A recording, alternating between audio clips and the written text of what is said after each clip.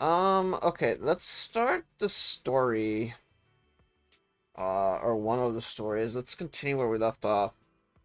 Obviously, in the past, I did not, I mean, when I started playing Zenless again, or at least continuing the story, um,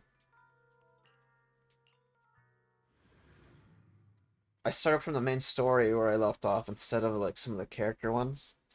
So some of these character ones are, like, definitely go before, like, precede some of the main story, or, like, almost basically all of them precede the main story content that I did. So, I've just been in the mood to, like, I don't know, catch up on some of my gacha games. So I do want to start with Zenless before I start some of the other games. We have 4 character stories. We're gonna do one of them today. Last time I did a character story, I left off on Echoes of Silver, on the S Ambi. These are pretty good from what I remember. Or I like them. I guess today we're gonna be doing Trigger, and then after that I need to do, uh, her name is Jufufu, right? And then, Seed and Lucia? And then I'm caught up. But, yeah, I think Trigger, we'll do Trigger's story today. Out of Sight. Begin Agent Story. Recommended attributes level, Ice. Ice and Ether. Out of Sight. Immersive storytelling. Let's get started. I feel like Triggers... I hope it's good. I feel like it will be. This is a story that took place in the past. A story of a rookie proxy named Phaethon who meets a young lady at a crossroads of fate. Oh wow, they're back over here in random play. Bell, we've been on 6th Street for a while now. How many internet commissions have we taken these past few days? Let me actually make sure everything's on the right screen. Yeah, I think it was. We've been on 6th Street for a while now. How many internet commissions have we taken these past few days? Let me double check on one more thing.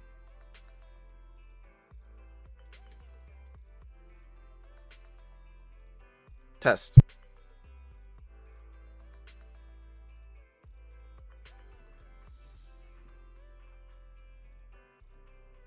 Okay. Now we're good to go.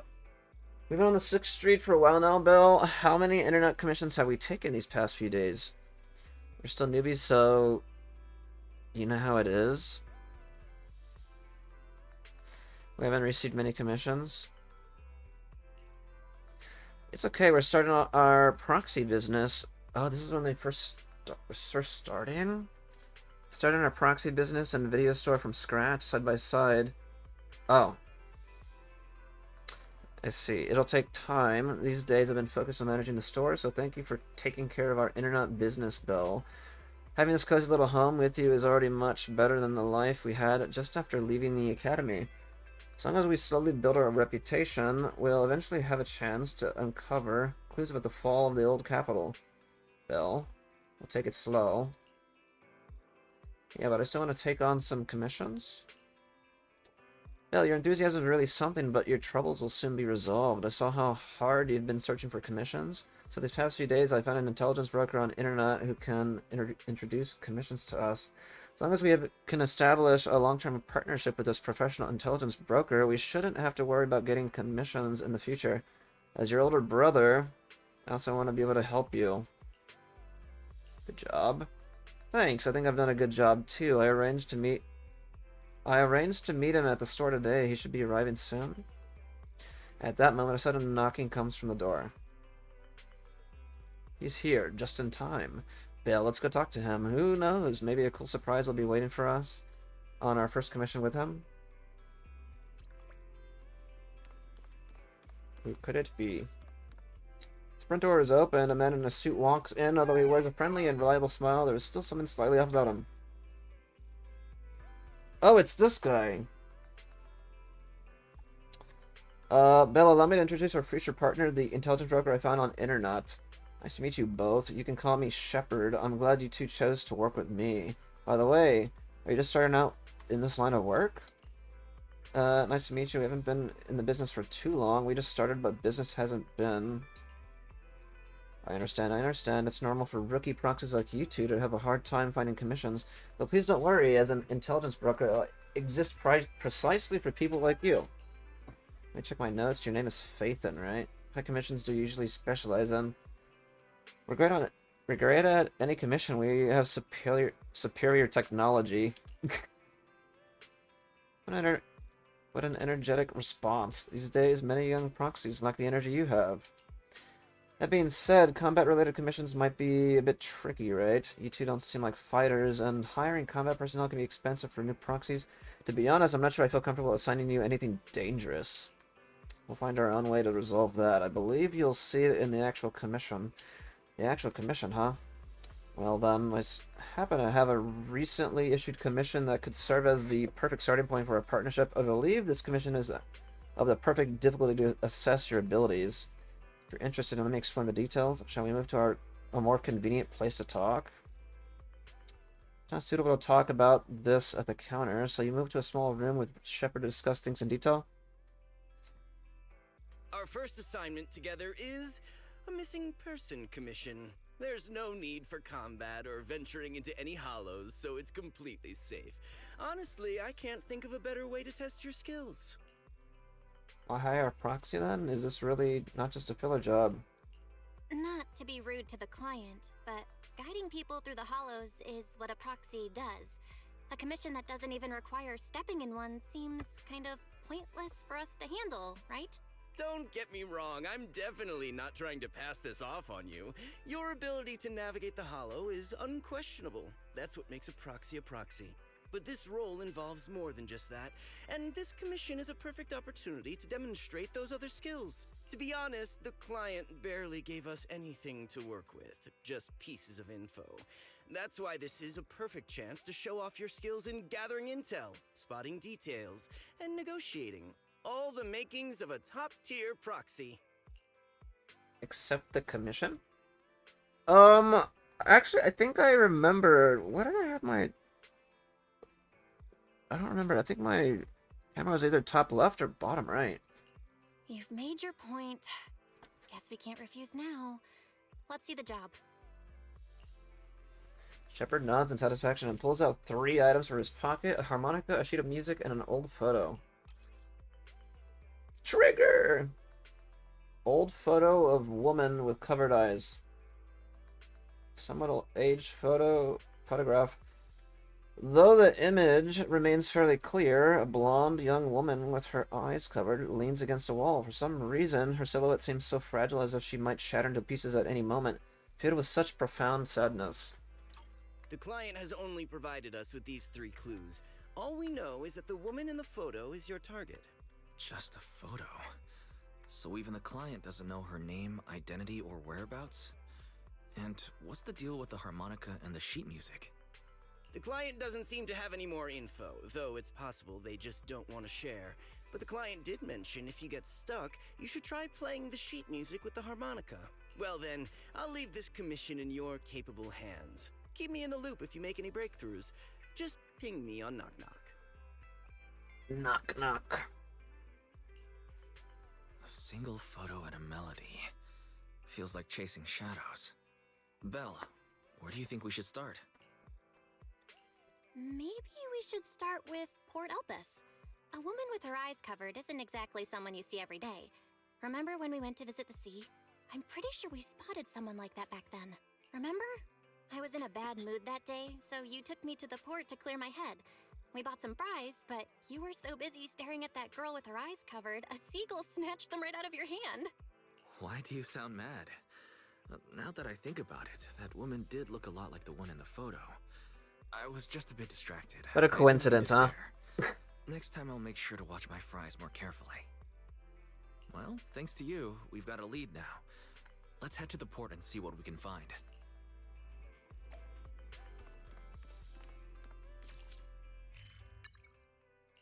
Go, go, Power Rangers!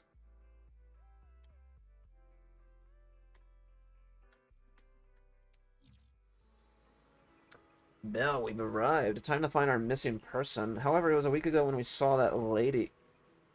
Oh, a week ago? And we can't be sure if she's the person we're looking for. Even if she is, it's uncertain whether she's still around here. Better get started? Month 2 of my 3-month sub. Let's go. Yeah, thanks for the Submarino, man.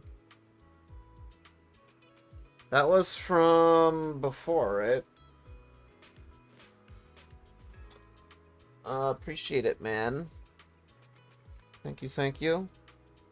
Better get started. Let's look around for the clues first. Right, since we don't have any other leads right now, let's try our luck here. I'll attempt to head to hack into the cameras to check if she's been around recently. As for you, Belle, take the photo and ask the locals and passerby around here. Oh my goodness, there's... How many icons? 1, 2, 3, 4, 5, 6, like 7? Welcome to Tater King. Our fries and hot dog combo is a hot seller. Would you like to give it a try? Hello, have you seen this person? Oh, I remember seeing this girl before. When exactly? Maybe once every 1 or 2 months? I'll see her wandering around this area. I've never spoken to her, and she doesn't seem to interact with anyone around here, so I don't really know much about her background. So she hasn't been around recently. I don't think so. I don't remember seeing her recently. Are you looking for her? I can keep an eye out for you. Alright, thanks. By the way, would you like some fries? Seagulls are always trying to... They're always trying to steal the fries. Let me think about it a bit more. Alright then. The seagulls have been too active recently. Will they have a negative impact on the sales of our fries? Looks like I shouldn't feed them too much in the future. Let me see. Oh yeah, last time I subbed it was a 3-month. Yeah, I think I remember. You asked for a specific number. Or to tell you a number. If we can climb the lighthouse and overlook the entire port, maybe we'll spot the blindfolded woman somewhere. Try climbing. Just as you're about to try opening the door leading to the top of the lighthouse, an old man appears behind you. Hey, what do you think you're doing? This lighthouse is currently off limits. No one is allowed to enter. Sorry, I didn't know. If I hadn't shown up, you would have just gone straight up in, wouldn't you? This lighthouse hasn't been properly maintained for years. If something happened to you, you would take responsibility. Besides, what do you need to go up the lighthouse for? Looking for someone. Have you seen this person? Let me see. This girl does have a rather memorable appearance, but I don't remember seeing her before. I think she might have been here before. Is that so? I usually keep to around the lighthouse. If she was on the dock's walkway, I definitely wouldn't have seen her. If you're looking for her, so just checking around there. At the very least, I haven't seen this girl near the lighthouse. Alright, thanks. Yeah, dude. Appreciate the Submarino, man. How's it going, though?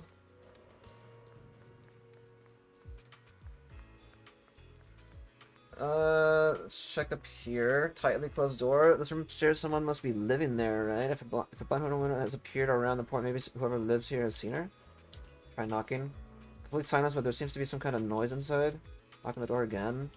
Who? Hello?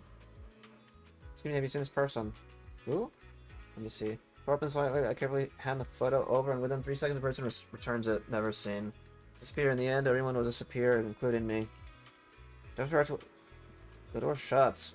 What was that all about? I asked a few people, and none of the clues seem particularly useful. I should head back and discuss our progress with Wise. Okie dokie.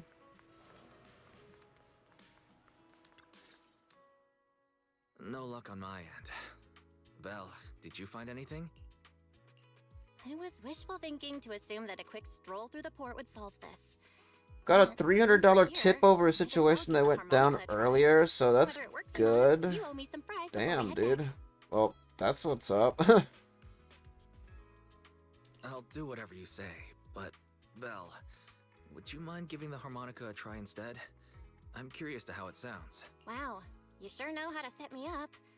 I'm telling you now, though, I can't promise what it'll sound like. Pull out the harmonica and glance at the sheet music. See a melody you've never heard before. Take a deep breath. You've let the notes flow and start to play. It was pretty accurate. Whatever you think, it sounded good at least. Music continues for half a minute. How do I put this? It sounds okay once you get used to it. But nothing happened, so I guess we should just get some fries and head back. It's crazy. I'll tell you next time. Word. Excuse me. Were you the ones playing the harmonica just now? Sorry. My sister didn't mean to make such a commotion. We'll just... Trigger! Wait, you're the one in the photo. Sorry about that. I didn't hear any footsteps, so I didn't realize you were right beside us. My apologies. Moving quietly is second nature to me. I didn't mean to startle you. If I may ask, where did you learn that melody? Why shoot you a questioning glance? The blindfolded woman from the photo actually appeared. What an unexpected surprise, but now what? Well, the two of us are proxies, and this song was given to us by a client. We never thought it would actually help us find you. Our client is the one looking for you. Why don't we discuss the details somewhere else? I see. Please lead the way. I'd also like to meet this client of yours. Let's head back to the store. Okay, let's go check in with Shepard. Oh, I almost forgot. Your name is... My real name. Trigger. I haven't used that in a long time. Karen. But I do have a code name. Karen. You can call me Charon. Not Karen. Karen. Oh, that's her name?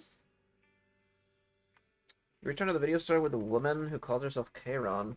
Along the way, you introduce yourself and share a bit about your fledgling proxy business.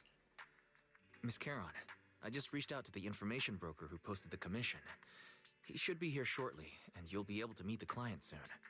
Please take a seat on the couch. I'll get you something to drink. Thank you, but please, don't mind me. By the way, the second row from the top on your TV wall, third unit from the left, it has a connection issue. You might want to check it out when you have time. Let me see. You're right. How did you know?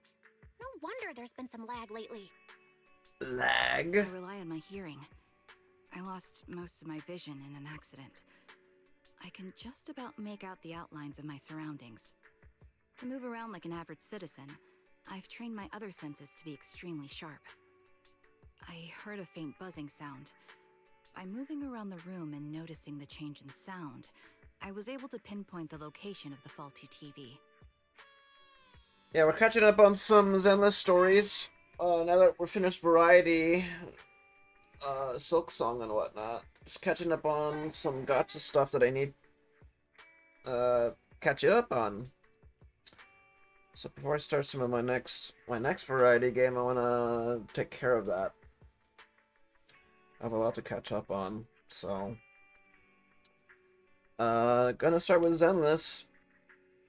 I'm all caught up on Wua, basically. And then after this, I think in the future Reverse, and then PGR, and then Moriman's.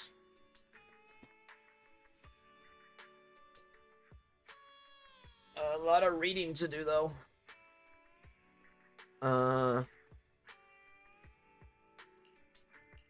Sorry. I hope my question didn't seem rude. No need to apologize. Vision isn't the only way to perceive the world. As proxies, you too should know that better than most. Anything that can be seen with your eyes can never be considered a secret.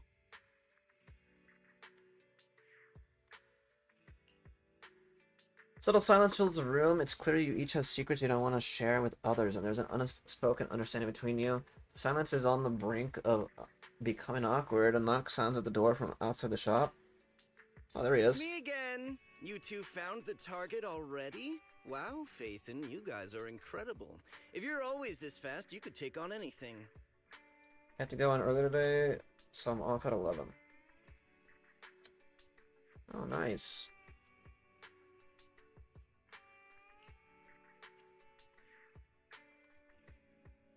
So you got a few hours there still, huh? High efficiency? It's nothing really. By the way, didn't the client come with you? Karen here would like to meet them. Where to start? It's great that you were able to find the woman in the photo, but there's a new problem. I can't get in touch with the client anymore. There's been no reply from his Knock Knock account since yesterday. I brushed it off at first, but there's still no reply today. Just when I thought he might have skipped town, his account suddenly sent me a location, the edge of a hollow. Who sends something like that in normal circumstances? Sending a location from the edge of a hollow? That's anything but normal. And the client hasn't responded at all? Either way, I'll keep trying to reach the client. I hope he's alright. Let's stay in touch for now. We won't be wrapping up this commission for a while. Sorry, but I overheard your conversation. Could you share that location with me?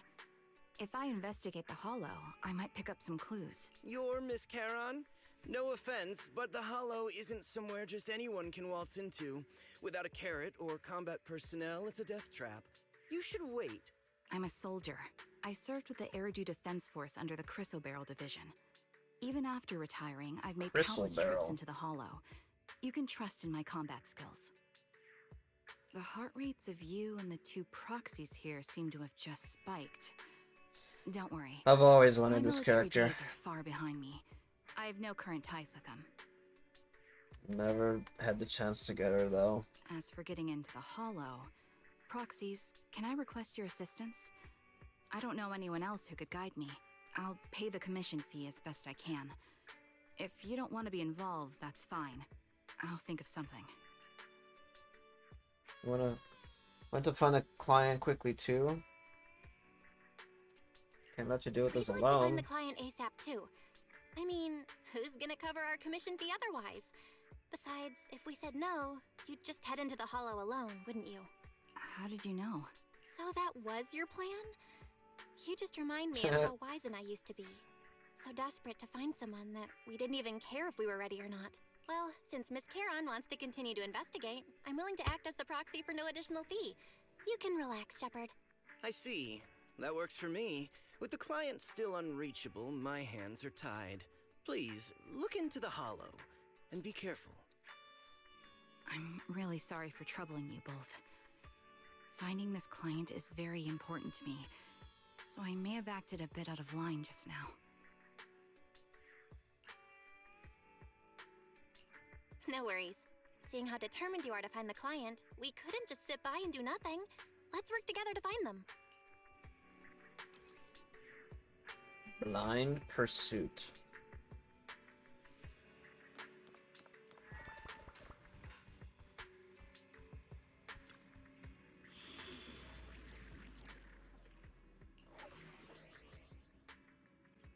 Master, let me introduce you to the Auto Explorer. You can auto explore through the portal below.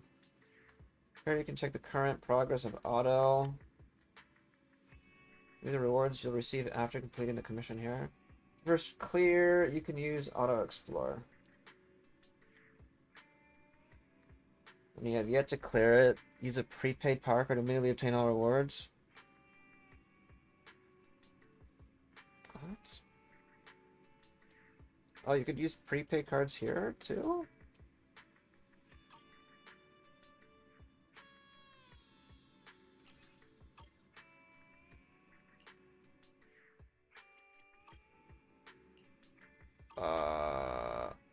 Ice and ether. What brings you here this time? Gotta a new ghost story to share? I can help you. Allow me to watch over you. Where are we going?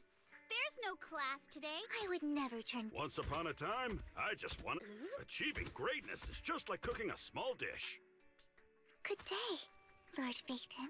Got a new bear witness to the Ice. noble principles of the Asset confirmed. I definitely need more ice characters You wanna test now. my- Hey! Yahoo! This is. I'll protect you from any. promise to tell me. Once upon a I wouldn't. Where are we going? Ready and waiting. What brings? I am. I'll show you my real value this time. I'm here. I've got your. I can help. Got a good day. Please lead the way, Lord Phaeton. Good day, Lord Phaeton.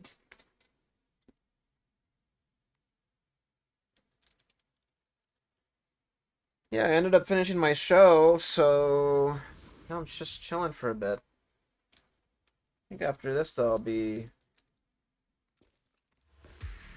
done, though. Short stream today. Miss Charon, I need some time to calculate the hollow route. Here, please wait a moment.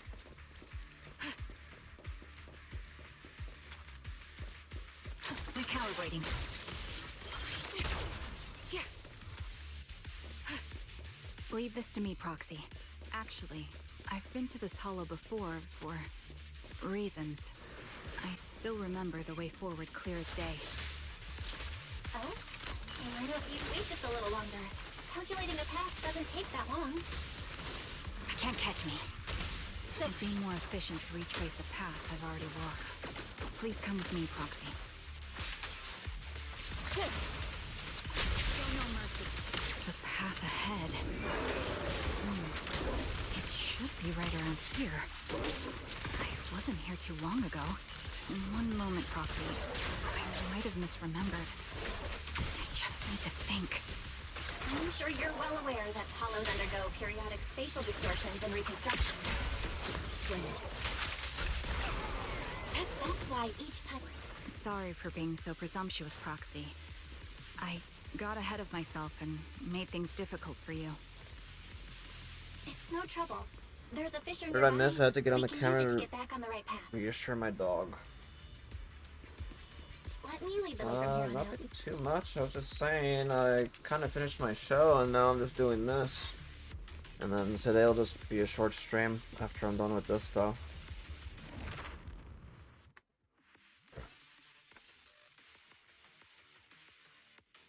Just trying to slowly By the catch up way, on Miss some Sharon, stuff. How are you so fluid when you move and fight? Is it because of your sharper hearing and heightened senses? That's one part of it. In fact, my eyes gained some unique abilities as they changed. I can't see most things clearly, but I'm able to detect the etheric fluctuations of nearby humans, ethereals, and other objects. I call this ability... I'll follow you in the show. I finished. Something's up ahead. That's why I'm There's on. someone on the ground. I grinded it yesterday and today, and I ended up finishing the whole thing. It was really good. I liked it a lot.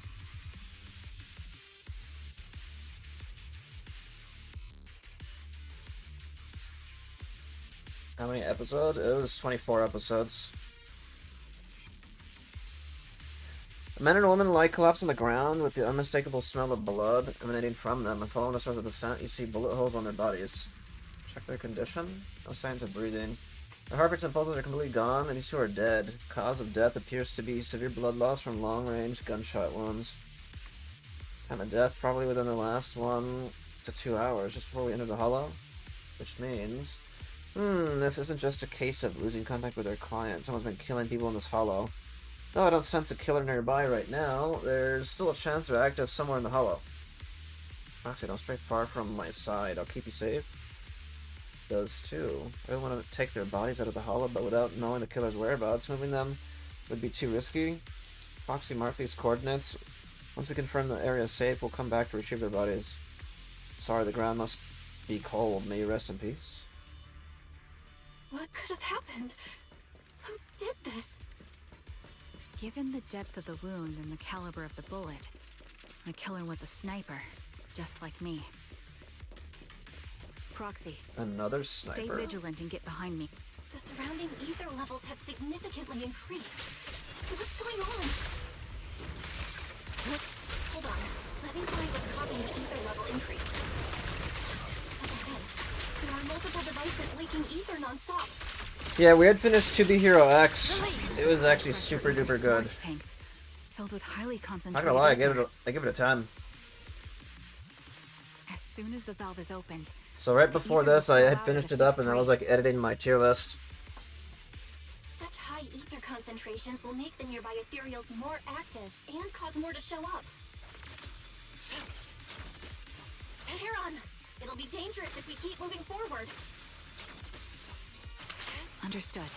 These storage tanks are high-risk items manufactured by military and... Oops.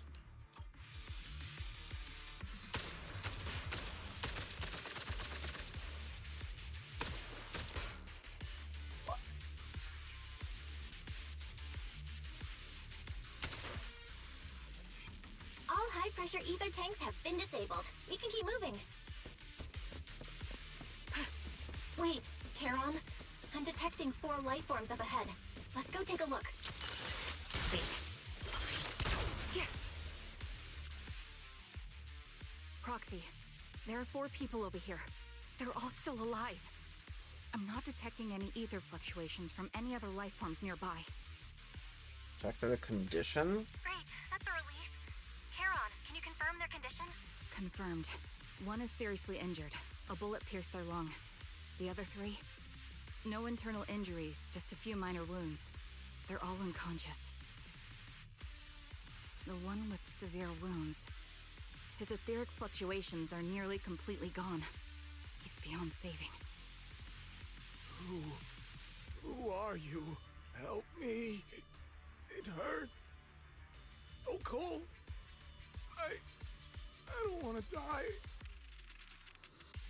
There must be something we can do. I'll contact the hospital, and we can get him out of the hollow. His internal organs are ruptured. He'll bleed out long before we can get him out. No rescue team can beat the clock when life fades this fast. Am I dying? I just want to go home. Karen doesn't respond. She sits beside the dying man, pulls out a harmonica, and begins to play a soft, familiar melody. The tune echoes throughout the hollow, heavy with the scent of blood. It's a song recorded on the client's sheet music. As the harmonica's gentle notes fill the air, the dying man stops groaning. Simply listen until his eyes close forever. Damn.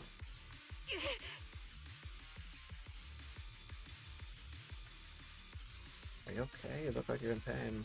Heron, what's wrong? It looks like you're in pain. I'm fine, don't worry about me. As I mentioned before, these eyes of mine have their uses, but they bring just as much inconvenience. The rejection reaction you saw just now was one of them. Badass, I gotta check it out then. Yeah, I definitely recommend it, for sure. It has a dub, and it's, subbed, and everything. Right now I'm just trying to figure out what I want to watch next. Since I'm been in like a... Lately I've just been wanting to finish a lot of my shows that I have in my backlog, so... Trying to figure out... I mean, I think I have an idea of like what I want to see. Staring into death. It's not something I handle well.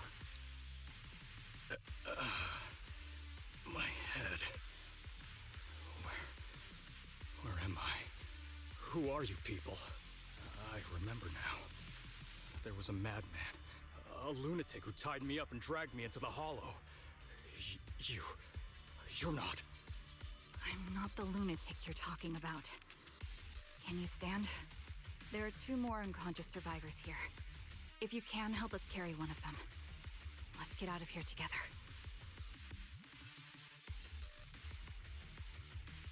I'll watch My Hero at some point. I actually moved My Hero up on my tier list a bit higher. Leave. We can leave this place. What about that lunatic who shot at me from the shadows? The culprit should be gone by now. Charon, let's get the survivors out. Follow me. Whoa, is that it?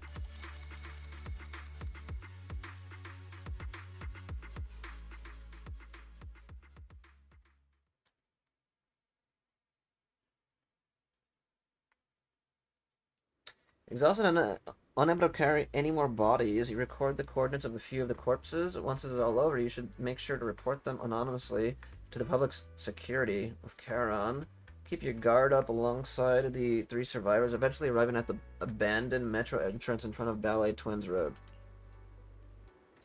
Roxy, let's take a short break here. The area around the Ballet Twins has been abandoned due to the Hollow disaster, and no one's likely to be around. It's both secluded and safe. Make it a perfect place for a conversation. Those 3 survivors. Yes, I know, they just escaped from a killer, so we need to check on their injuries and mental well-being. Can one of them be the client?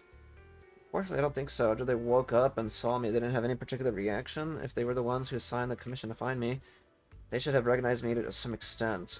So keep watch around here and be on the lookout for the perpetrator trying to track us or attempting to ambush us. Could you please have a brief conversation with the 3 survivors? I think they might have information on the perpetrator. And to be honest, I think they might. That's probably just my imagination. I'll gather information from them first. Thank you, Proxy. What made you up its rating? Honestly, it just depends on, like, my mood and, like, how I feel at the moment. Usually a lot of my ratings fluctuate depending on, like, how far, you know, compared to, like, my last, like, rating session, which honestly differs by months between, like, my adjustment settings, or, like, sessions and whatnot. So yeah, usually my mental or, like, what I think at the time is just completely different. So I had to, like, adjust a lot of them this time. And my list is massive, so usually I have to, like, do, like less than 100 or something. I have to do, like, at least, like, I usually do, like, the first half, or, like half, like, one time and, like, half another time to, like, finish editing and adjusting. But I don't know, this time around, like, lately, I mean, ever since I finished My Hero, like, the manga and everything, the comics, I've just had a higher, how do I say it? I've just had a better, like, state of mind towards it and whatnot.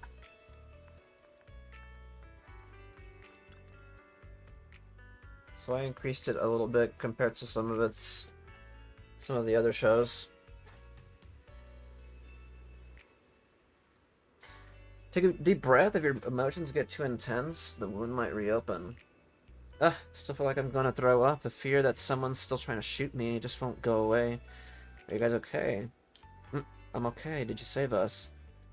I'm just about holding up. I'm more or less recovered from the shock. I remember you were looking for someone around Port Elpis, weren't you? Yes, I think I've seen you before. How embarrassing. I never thought we'd meet again like this. What are your names? My name is Zoe. Aaron. Just call me Aaron? Feeling nauseous again? Ugh, managed to hold it in. Did you want to ask us something? I have some questions for you. No problem, we'll answer what we can. How did you get kidnapped and taken into the Hollow? What happened to you in the Hollow? How are your injuries? How did you get taken into the Hollow? For me, you know, I was sightseeing at Port Elpis earlier. After that, I was on my way back home, driving along a deserted road when I seemed to hit something, so I got out of the car to check. Just a few seconds later, after I got out of the car, someone hit me from behind and knocked me out. Still have a bump on the back of my head. You can feel it. Let me take a look. There really is a bump on the back of your head. As for me, I was sitting at home with my friend when someone pried open the lock and tampered with our food or water or something. I don't know what they did exactly, but shortly after we ate, we both passed out. Were we the only three rescued from the hollow? Did you see another woman? Just the three of you. I don't have any more questions. Take some time to calm down. I've got a few more questions. A few more? What happened to you in the hollow? Do I really have to talk about it? If possible, I'd rather not relive it. I'll go first. After I woke up, I found myself tied up, lying alone in a corner of the hollow with ethereals wandering nearby. If I didn't make an escape then and there, I'd be doomed. So I found something sharp and cut through the rope. After freeing myself, I was about to run when a bullet grazed the top of my head from above. That's when I realized someone had been watching me all along. The same happened to me. When I woke up, my limbs were tied, and the ethereals were already closing in. Fortunately, the ropes weren't tied too tight. I used a broken iron railing nearby and eventually managed to cut through them. But I barely ran a few steps when a bullet hit my left arm. I could only grit my teeth and run for my life. She keeps talking she'll throw up again. That maniac shooting from the shadows. They seem to take pleasure in watching our frantic attempts to escape. They could have just killed us right there, but they deliberately aimed each shot slightly off target, giving us just enough strength to keep struggling.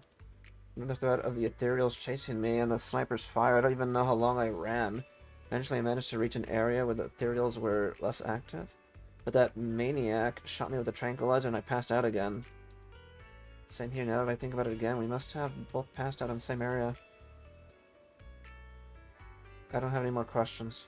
Alright, anyway, thank you and your companion. If it weren't for your arrival, I don't think the perpetrator would have let us leave so easily. Why are we being targeted? I can't take this anymore. Blech. Oh, she threw up.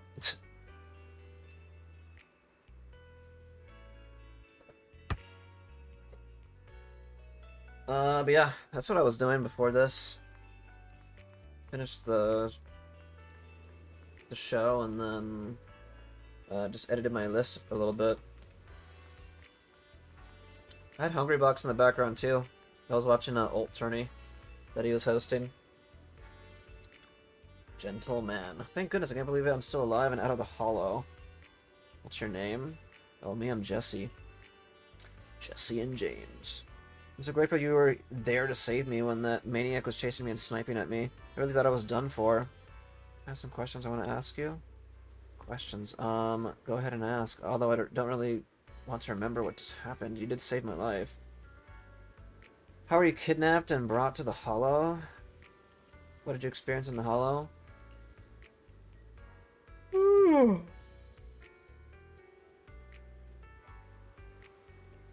Although I was set up in the Hollow, luckily I always carry a folded knife with me. I tried to shake the knife out of my pocket and cut the ropes, hoping to escape, especially since the area was filled with ethereals. Suddenly, someone shot at me from the shadows. I was so scared that I quickly dropped to the ground to dodge the bullets, but they immediately fired several more shots. I had no choice but to run for my life. Maniacs shooting at me. I felt like they never intended to kill me right away. Instead, they seemed to be having fun watching me panic. Every shot scratched me, but none of them were fatal. Just kept dodging the ethereals and the sniper, running for my life.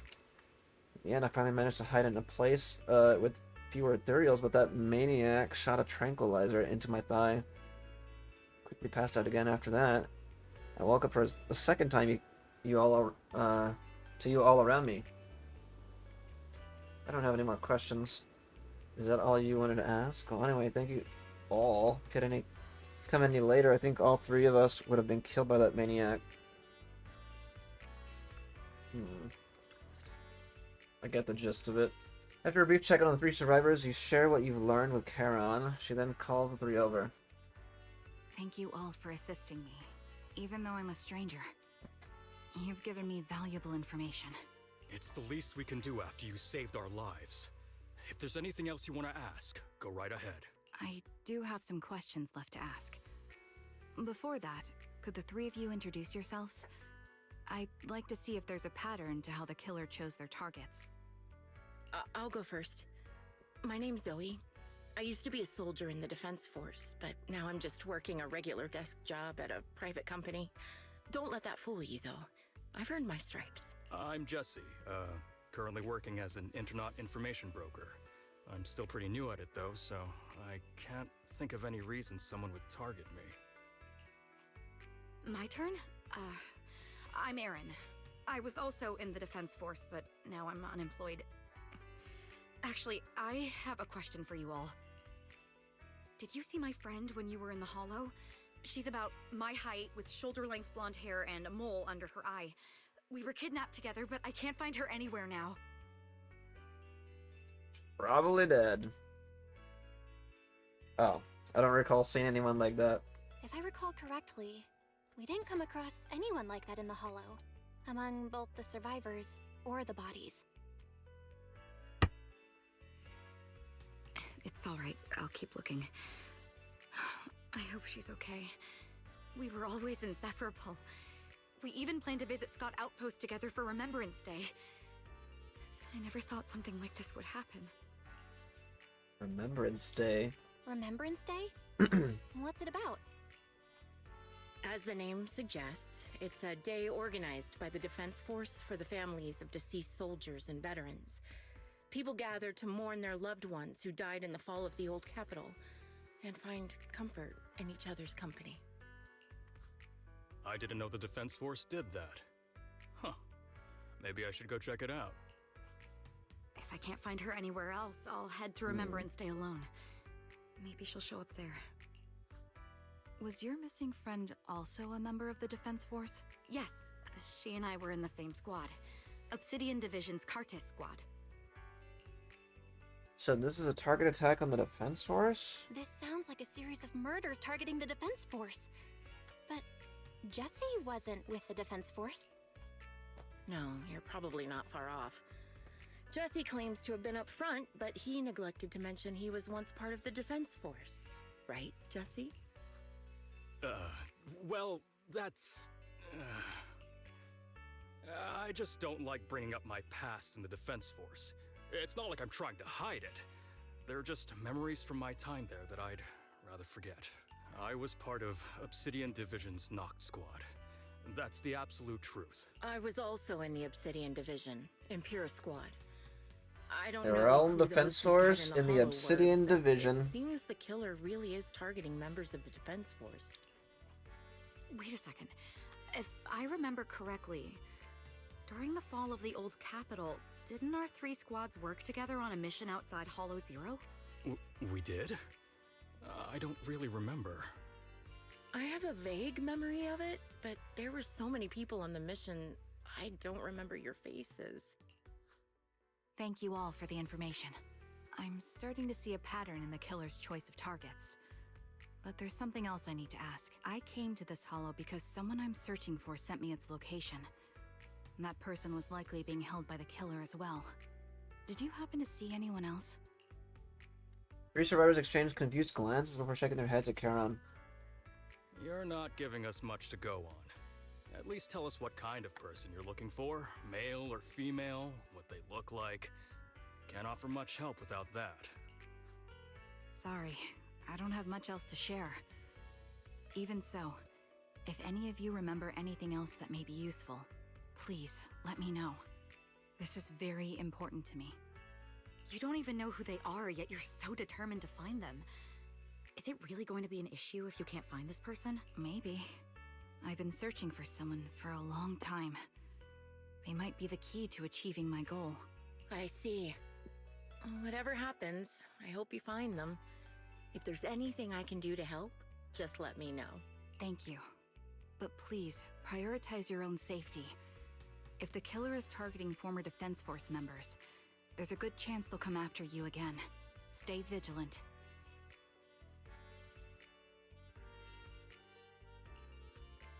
Of course.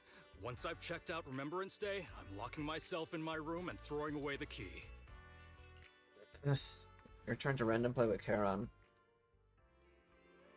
Even after questioning those 3 survivors, the clues we have so far are still insufficient. Our goal is to find the missing client. Right now we only know that he was likely connected with a perpetrator. We have no idea who the perpetrator is or where they are or where they went. Charon, do you have any ideas? I think the other proxy is right. The information the 3 survivors provided is limited. With our current information, it's hard to deduce where we should go next to find the client. Our clues have run dry. But we still got something out of it. At least we know some characteristics characteristics of the perpetrator: a sadistic sniper with a grudge against the defense force. They're meticulous in planning, avoid open confrontations, and are obsessed with committing crimes in the Hollow. With these characteristics and the Hollow coordinates, we might be able to deduce the general area where the perpetrator operates, as well as a potential base where they might have placed the kidnapped victims. That would take quite a lot of time. Yes, and while we're narrowing down the search, the perpetrator might continue committing more crimes. Dodo Hidodo. Aaron seems somewhat agitated. The lack of clues plunges you all into silence just as you're about to accept reality and start organizing. Current clues to narrow down the search. The door to the video store suddenly opens. Oh, someone's here, Belle. I think it's Shepard. He's at the counter. Intelligence broker might have something important to tell us. Okay, let's talk to him first.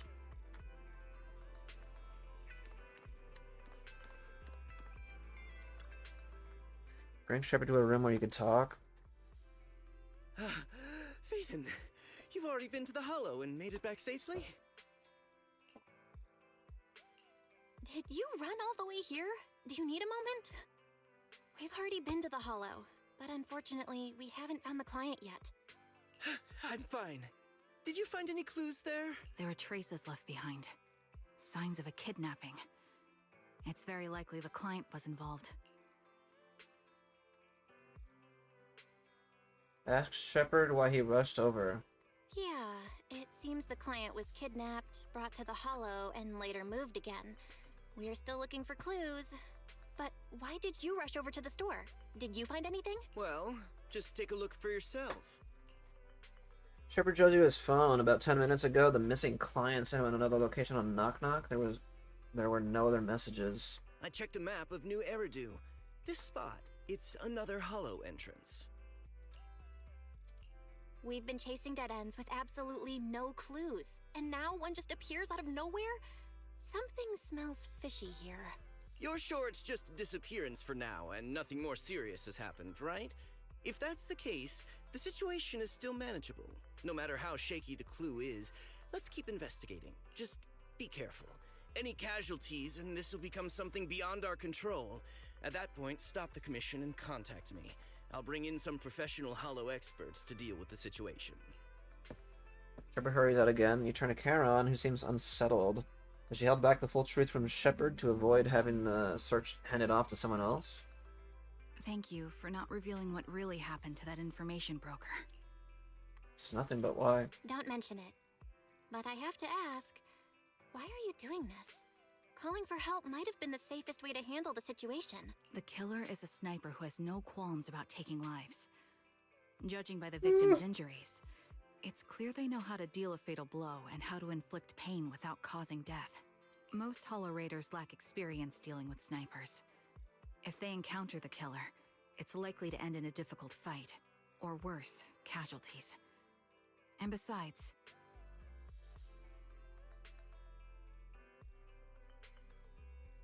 I like how triggers, like, colors on her mask change, depending on, like, how she feels. Homie kind of dresses like the Joker. Yeah, he kind of does, yeah. asking for help from others will Shepard. only delay the search. The client is at risk right now, so I think we should follow the clues and enter the Hollow as soon as possible to ensure their safety. I helped you keep this from Shepard, What if it's a but trap? I have to admit, it's just too dangerous. What if this lead is a trap? Who even knows who's really behind the client's messages anymore? I understand, I really do. Pink. But what if we're late and something happens to the client? Why is the client so important to you, Charon? Would you be willing to tell us? Are you so set on finding them because they're connected to the person you've been looking for? The client's true identity might be the very person I've been looking for. And if not, they most certainly have some vital information. Since leaving the military, I've spent years searching for my missing teammates. They were more than just comrades who trusted me with their lives. To me, someone raised as an orphan, they were family. I've scoured countless hollows and every corner of New Eridu to find them, but I've never found a single lead. Until I met you and heard that melody on the harmonica. It's called Homecoming. My squad leader composed it. Only our squad knew it. And yet that client of yours not only knows the song, but also gave you the sheet music. Yeah, one of the character or agent stories has that name. I don't know if it was...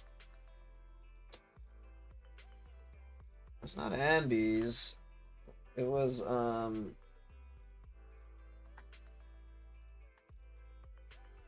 Dang it, what was her name? Let me see.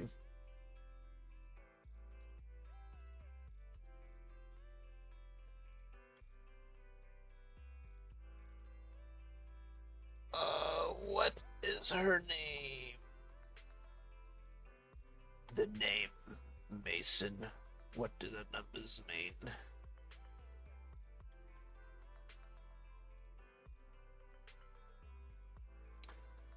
Soldier 11, right?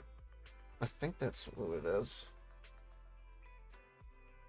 Please, Proxy. This client is the only lead I have left. I'm certain my teammates are still alive. If this trail goes cold, Maybe I'm thinking of the I don't wrong know one, when maybe? I'll get another chance to reunite with them. They're still alive. Could there really be no trace of them after all these years? Wise's gaze towards you seems to convey such a question.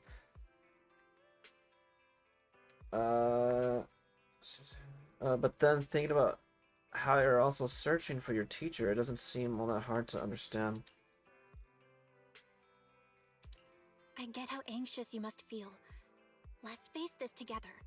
But this time, we really need to be extra careful. Thank you, Proxy. I feel much better knowing I have your support. You can trust me. I'll protect you if the killer is really waiting for us in the Hollow. We'll make it out in one piece. The One Piece?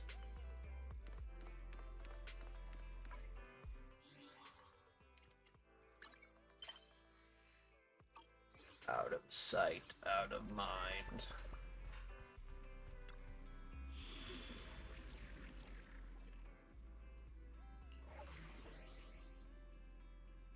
Invitation to kill.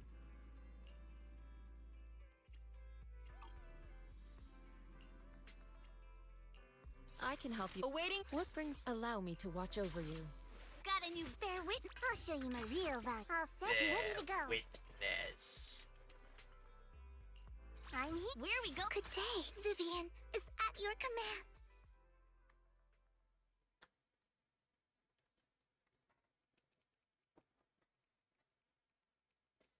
Bear witness.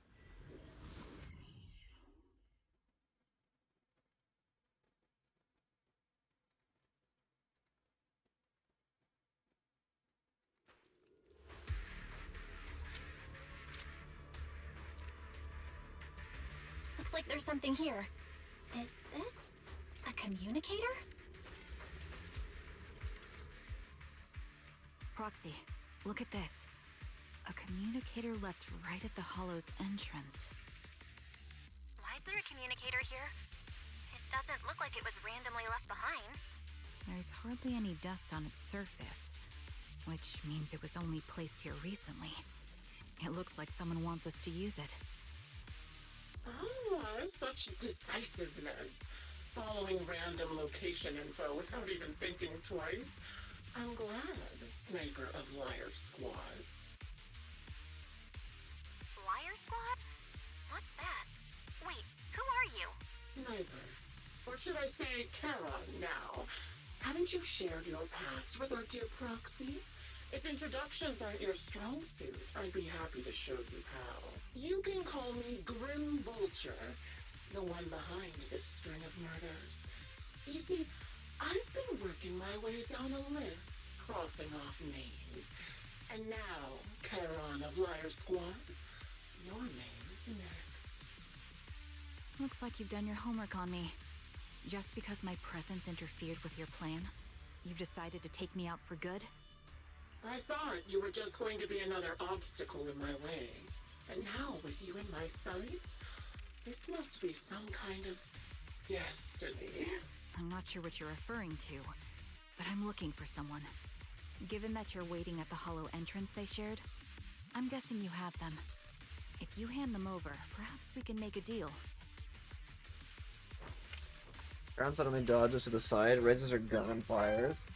Using her body to shield Eos, and in the next instant a bullet flies past her and hits the ground. Her shot flew off into the distance, and there's only one thing that's for certain: it didn't hit Grim Vulture. So your version of making a deal is stalling for time to locate me and lining up your shot? Can't say I'm surprised. After all, that's exactly what I plan to do too. You seem to have rather unique eyes, but you'll never get the chance to hit me. After all, no one's better at counter-sniping than me. Seems talking won't resolve this, but I'm not averse to using force. Now that's the spirit! If you're looking for someone, why not search the hollow for clues? Providing you can survive both my attacks and those of the ethereals, of course. Oh, and I've prepared a little gift for all your trouble. I hope you still have that determined look on your face after seeing it.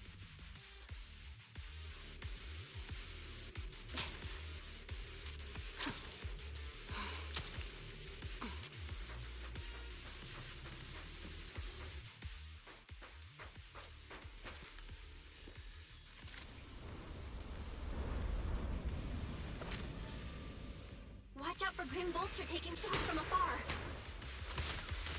Recalibrate. Is there nothing we can do? Look at him. Oh my. Step back. Let me handle this. Show no mercy. Do I actually take damage if I get shot?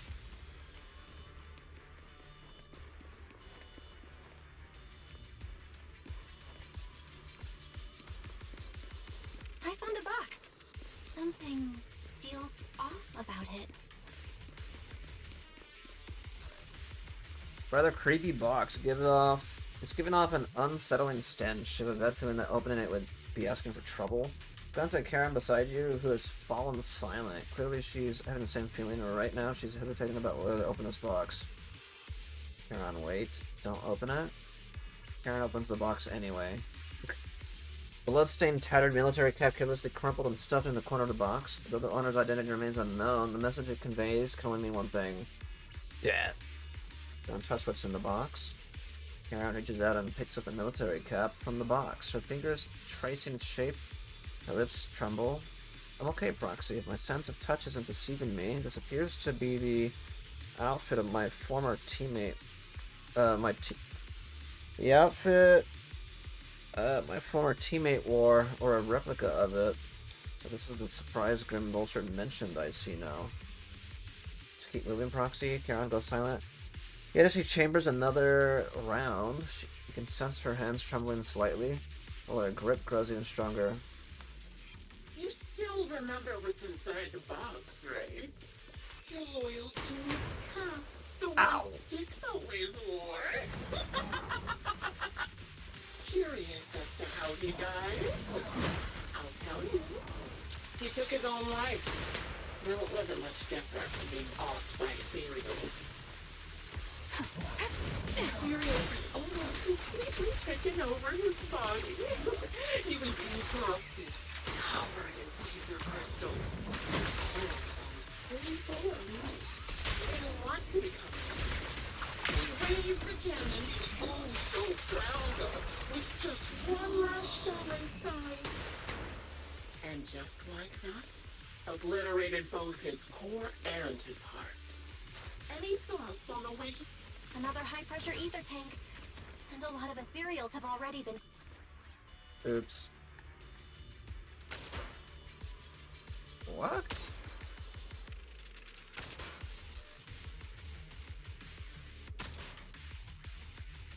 We did it, Proxy. Let's keep moving. I want to catch that murderer as soon as possible. Second box emanates an ominous aura. That unsettling stench seems to warn you that its contents, just like the previous box, will give you an absolutely wretched experience. Crumb's breathing grows heavy. She stands still for several seconds, seemingly trying to control her emotional turmoil. Karen, don't push yourself. Finally, she opens the box. A pair of blood-stained, tattered military gloves lie twisted in the center of the box. It's clear that whoever placed them here hadn't just tossed them in carelessly. They had been deliberately arranged with malicious intent. Karen picks up the gloves, once again feeling their contours and icy touch. Her lips turn pale. Just as I thought, these are from one of my squad mates too. Karen? Let's keep moving, Proxy. Following this route should lead us to Grim Vulture's hideout. I'm fine. Karen picks up her weapon again, but there's an unmistakable tremor of unease in her voice. Acheron's favorite gloves. It wasn't easy getting my hands on them. As expected of such a famous, beautiful commander, even his gloves are stylish.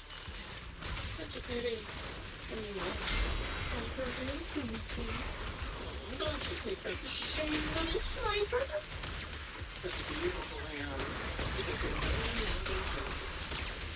Imperial's gnawed off her arms, and part of her left as well. But she still had some backbone. She stood tall, even in defeat. It's just as I said. She died from multiple fatal wounds. Even the most beautiful flower will wither without protection. I'm trying to listen to what she's saying, but it's kind of hard to hear her. I'm telling the truth or a lie this time. How long do you intend to keep up this game of cat and mouse? I'll be coming to your hideout soon. Wipe that smile off your face and wait. Wait and see what I'm going to do. Good reaction! Hurry up then. I've got one final surprise location for you. I'm sure you figured out the route to get to me. That's right. The surprise is at the end of the road. There's still a third box. She grabbed Karen's hand, trying to stop her from opening it, but she lifts the box's lid almost mechanically. The third box contains a blood-stained corner of clothing and a severely damaged piece of engineering equipment, also stained with blood. Karen picks them up, her trembling fingers feeling their shapes. She doesn't speak, neither about the plans for pursuing Grim Vulture, nor about which of her companions these items belong to. So the communicator in her hands rings again with Grim Vulture's voice. Congratulations! You found the third box. Inside is... Who was it again? Oh, right. A piece of bloody fabric from Cocytus's clothes and some damaged engineering gear stained with Leafy's blood. There weren't enough boxes, so I had to cram them together. They're just a medic and an engineer. Not exactly combat material, right? Surely you're not mad, are you? Karen's face turns deathly pale. She silently picks up the bloodied items from the box, her spirit visibly shaken by the weight of these ominous relics. Enough already! Using her squad mate, her family to mentally torture her? That's vile. How much longer are you planning on doing this? Oh dear. Did I go too far? How could she send... My What? sincerest apologies. It's just watching you plunge headfirst Sounded funny. in my trap was so entertaining. I may have gotten a bit carried away, you know? Relax. The person you're looking for isn't here. And those are just fakes. I didn't actually take them from her comrades. Her comrades are long since corpses in the hollow, after all. How could I possibly have gotten hold of their clothes? Surge of rage threatens to drown all thoughts, just as you're about to retort. Crisp gunshot rings out. Karen's shot is clean and decisive, carrying not unmistakable intent to kill, but from the response on the other end of the communicator, it seems she missed her target. Oh, a decisive strike to be sure. But as I've already said, your awareness, sight, and experience mean nothing in front of a more skilled sniper. I didn't expect to kill you so easily. There was a subtle change in your ether fluctuations the moment I fired. That was all I needed. You knowing my past makes me feel sick. But after seeing that you're just a coward who feels fear from another's killing intent, it doesn't bother me as much anymore. Coward, you say? How fascinating. You were little more than a hollow shell before. But now that you've bared your teeth, you've started looking somewhat respectable. I know your composure is nothing more than a facade. You've never truly faced the weight of your comrades' deaths, have you? I bet your mind is now filled with their dying screams.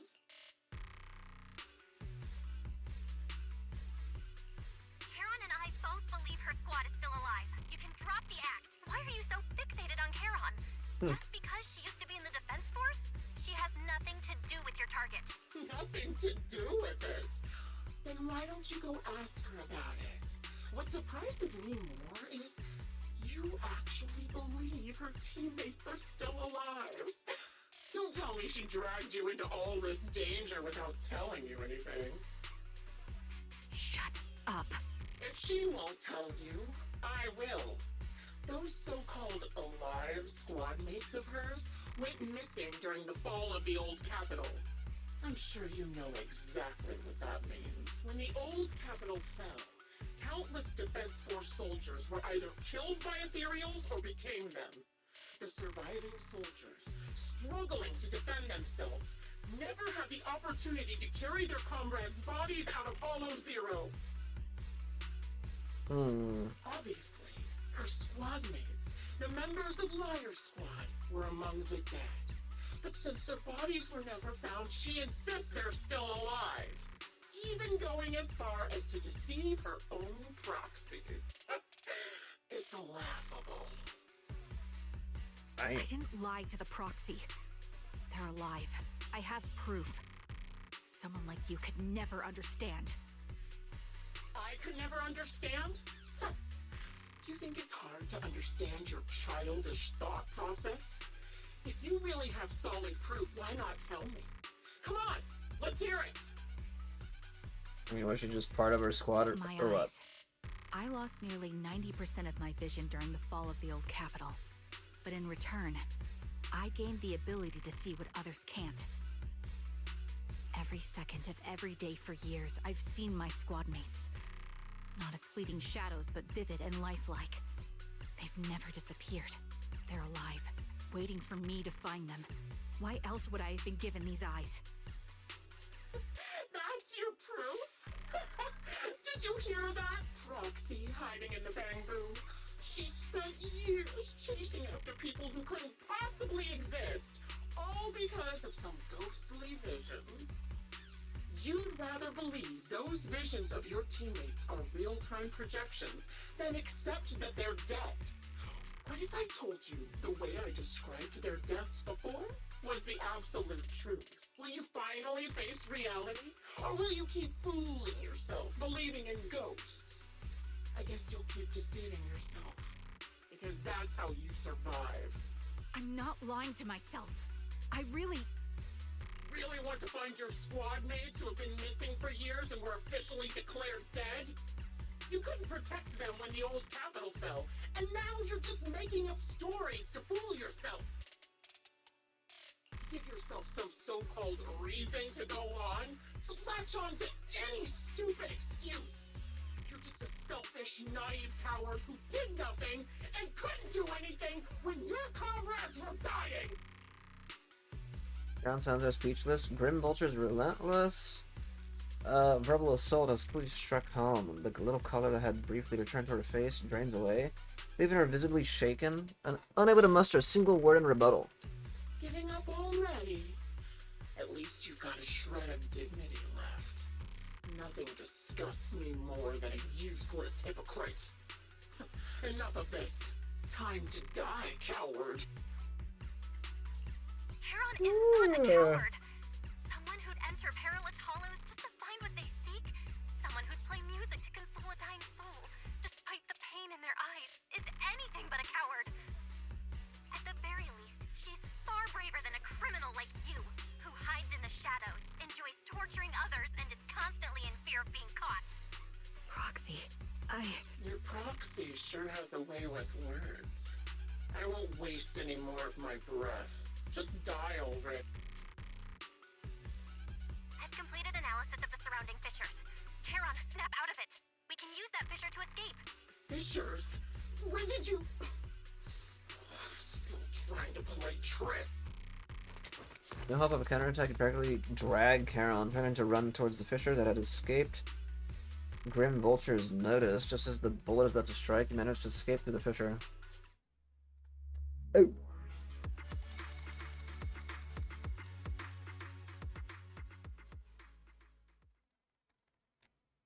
Skip from the hollow and return to the video store, bringing along Charon, who's lost all will to fight. She seems more traumatized than you imagined, repeatedly touching her eyes, silent and distant. Charon, do you want some hot cocoa? I'm sure you're exhausted after such a tough fight. You should get some rest. Thanks, but I'm fine. Don't listen to Grim Vulture. They'd say anything to get under your skin. Once we start doubting the truth, we've fallen into their trap. No, Proxy. I think Grim Vulture has a point. Maybe it's all just in my head. The things Grim Vulture left. When I touched them, I was reminded of the day the old capital fell. I felt the same sensation when I touched an injured comrade. I tried to shake off that feeling.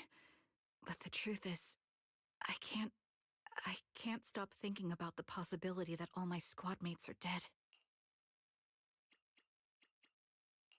Would you be willing to share more? What really happened to you and Liar Squad on the day the old capital fell?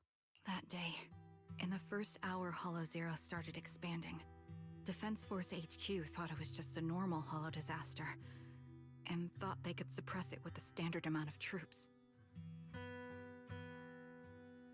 Liar Squad was among the first troops sent there. Before we left, our superiors promised reinforcements would be on the way to support us in combat, so we didn't need to worry too much about facing the Ethereals. But soon after we began the mission, we realized things weren't going to go like we thought. The Ethereals came at us like an endless tide. The Hollow expanded beyond control, and more importantly, the reinforcements never came. The Defense Force troops outside the Hollow soon realized this was no ordinary disaster. Hollow Zero was devouring Eridu at horrifying speed. The reinforcement plan was called off, and the promised troops retreated. Honestly, even if they had come to help, it wouldn't have changed anything. I watched as members of the advanced force around me died one after another, or were corrupted into Ethereals. Our squad slowly lost the strength to maintain formation. I was a weak point in our formation. An ether shot fired by an Ethereal hit my eyes, corrupting them. Because of that and several other wounds, I shortly lost consciousness. No. I'm not sure how long I was out. No. But just before losing my vision, I briefly regained consciousness. The last thing my eyes saw was my squad mate standing in front of me, looking back. When I woke up again, I was already back at base. The higher-ups detonated the Shiryu pillars, and finally managed to bring Hollow Zero under control. I don't know who rescued me from the Hollow, but none of my squad mates had made it out. For some reason, the image of my squad mates being the last thing I saw has stayed in my mind. It must be some kind of sign. A sign that they're still alive. Don't you think? They must have continued fighting after I fell unconscious, eventually getting lost in some hollow and losing contact with the main force, left to wander between the various hollows of New Eridu. That must have been what happened, right? The Defense Force? Civilians? No one believes me. So I decided to find them myself. The reason behind these eyes, it's got to be to guide me to finding them still alive. Special eyes. Am I wrong, Proxy? Are these eyes pointless?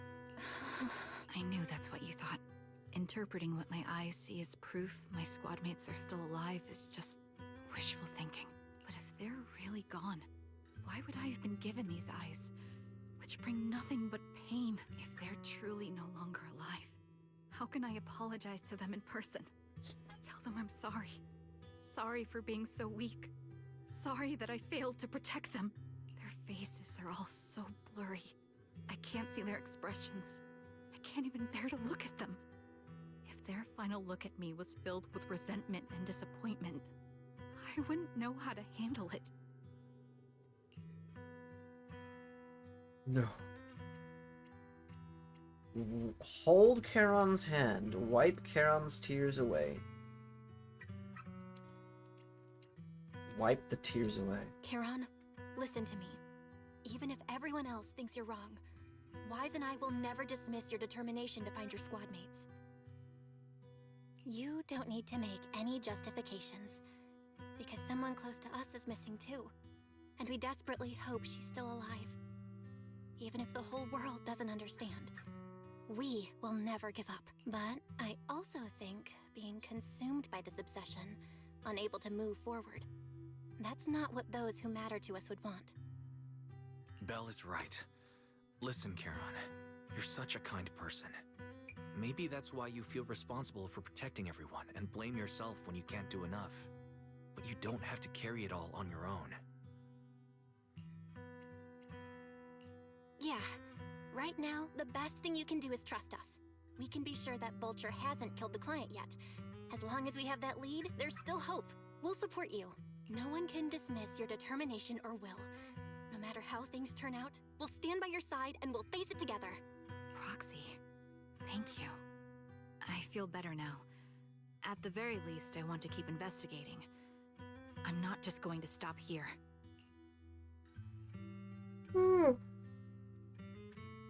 Excuse me. Getting tired now. The tension easing. It's time to discuss the plan going forward. Just then the phone rings. Sorry to disturb Shepard. you at this hour. Did you go investigate that new hollow? How's it going? Oh, never mind. The client just shared a new location with me on Knock Knock. They're pretty eager, huh? Which hollow is it this time? No, it's not a hollow. If I'm reading this right, this location is Scott Outpost. Scott Outpost?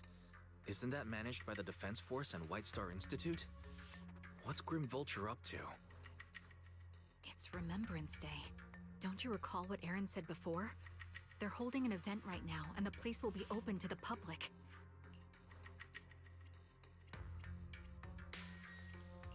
So, they're not trying to lure us into a hollow this time. What's the deal? Are they trying to taunt us? Whether it's a provocation or a trap, I'm not missing any chance to face Grim Vulture. Proxy, will you go with me? Official commencement of the Remembrance Day has been scheduled for tomorrow morning. Meaning ordinary citizens still cannot freely enter Scott Outpost today. Under arrangements, Charon spent the night at the store. Next morning, Belle, you'll be heading to the outpost with Charon soon. Did you sleep well last night? I slept well. I'm glad to hear that. After everything we've been through, I'm so glad you're well rested. Oh, Karen is already waiting for you in the parking lot. I wonder how she's feeling now. Please take good care of her, Belle. Leave it to me. Leave it to me.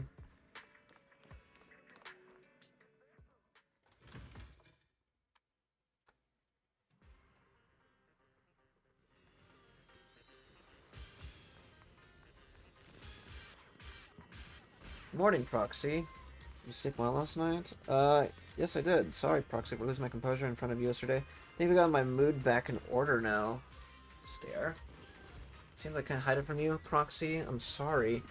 I think I'm still struggling to process this sadness and unease. I'm not sure where I should go from here. Take your time to unravel your confusion. Let's find a way forward together. Yeah, you're right. Instead of continuing to suffer, it's better to reach out and grasp all the hope we can find around us. Maybe things will eventually change. Let's go, Proxy. Today we're attending Remembrance Day as ordinary citizens, so we can't carry any weapons. I suppose Grim Vulture wouldn't be foolish enough to move inside a military stronghold. Let's keep an eye out while we're there. I believe we should be able to find new clues. We arrive at Scott Outpost with Charon. Many citizens have come to Remembrance Day. They must be the relatives of those who gave their lives during the fall of the old capital. For some reason, after coming here, Charon has been acting a bit strange. Proxy, can we explore this place later? What's wrong? No, it's nothing. Stare. Alright, I'll say it. It seems like there are some familiar faces here. Wouldn't it be nice to meet them? I don't think I could face them. If I'm not mistaken, they should be the family members of my teammates. I don't know how I should face them. Try reaching out to them. You'll have to face them sooner or later, won't you? I know, but I'll be there for you. That's a deal. I'll go and talk to them. Actually, you don't have to say anything. Just stay by my side and give me the courage to speak.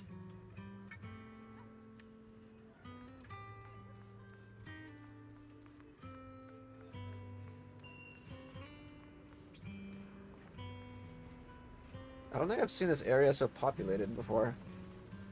Alan. Are you Alan Acheron's brother? How'd you know? Who are you? Wait, your eye cover, so you're Acheron's sole surviving teammate. I remember you. We met once at the fall of the old capital. After that, I didn't hear anything about you again. I never expected to meet you here. This plushie. It's Acheron's favorite plushie. She always kept it in the most prominent spot in her room. I brought it along here as if bringing my sister's shadow to participate in Remembrance Day. Sorry, Mr. Allen. You don't need to apologize. I still remember one time when my sister came home excitedly telling me that a shy new girl had joined the squad. That girl didn't speak much, but she was beautiful in battle. I was the happiest I had ever seen her. To her, you were a presence that inspired admiration and desire not to fall behind. A beautiful soldier who gave her the drive to keep moving forward. You don't have to apologize to me. If my sister were here, she would surely say the same thing. Please don't mind me too much. The Defense Force has made a lot of preparation for the Remembrance Day event. Please take your time here. Alan. Who's in here?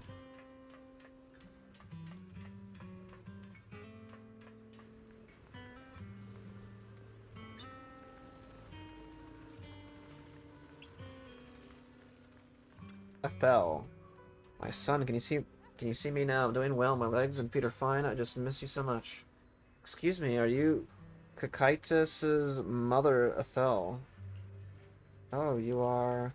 Oh, I recognize you. I saw you once in the military camp after the fall of the old city. You're Kakaitis' teammate, one of the survivors. I've been waiting to get in touch with you over the years to see how you've been, but I never heard from you. I didn't expect to meet you here at Remembrance Day. I guess this is fate. This is Estelle. Is your health still... I'm in good health, fortunately. Everything is fine, although I'm the only one left in my family, or in the family. Pension from the government is enough, and I still have some years in me. I'm sorry, Kakaitis. I can't even speak. Kakaitis, Child, you don't need to apologize. My son may appear carefree on the surface, but he's always felt so much pressure. One day he suddenly told me that he had found a companion who truly understood him. I believe he was talking about you. Could I possibly blame you, someone who helped my son? It's such a blessing. You, a kind-hearted person, are alive and standing here today. I'm so glad. Mrs. Adele, Child, don't worry about me. Since you're here for Remembrance Day, take your time to walk around and look around. I hope you find something meaningful. I see. Zeta? Wait a moment, that eye cover, that blonde hair, could you be my husband's Styx's teammate? Styx, are you really... Styx, are you Miss Sally? Styx's wife? Yes, my daughter and I came in to attend Remembrance Day. The last time I saw you was right after the fall of the old capital. Never expected you to see you here again here today. Your daughter, is this your daughter Zeta? Mom, who is she? Zeta, this is your dad's comrade from the Defense Force. Every time he went to the battlefield, she would be there to protect him. Protect him, comrade? Is that so? Why didn't you protect my dad during the fall of the old capital? Why did you let him die and make him unable to come back to me? Zeta? I'm sorry, I couldn't protect him. I'm sorry. Don't listen to what Zeta's saying. She doesn't understand. We've never blamed you. Please don't say that. Zeta, you can't say such hurtful things. Apologize right now. Why should I apologize? She survived, but Dad didn't. Isn't that the truth? If it weren't for her abandoning him, Dad could have come back safely. Enough. You don't know what happened back then. Mrs. Sally, I don't think she's wrong. Please don't think that way. I'll make sure to bring her to apologize to you later. I need to explain to her what really happened. I'm really sorry. Please don't let us keep you. Go and explore the Remembrance Day event for now.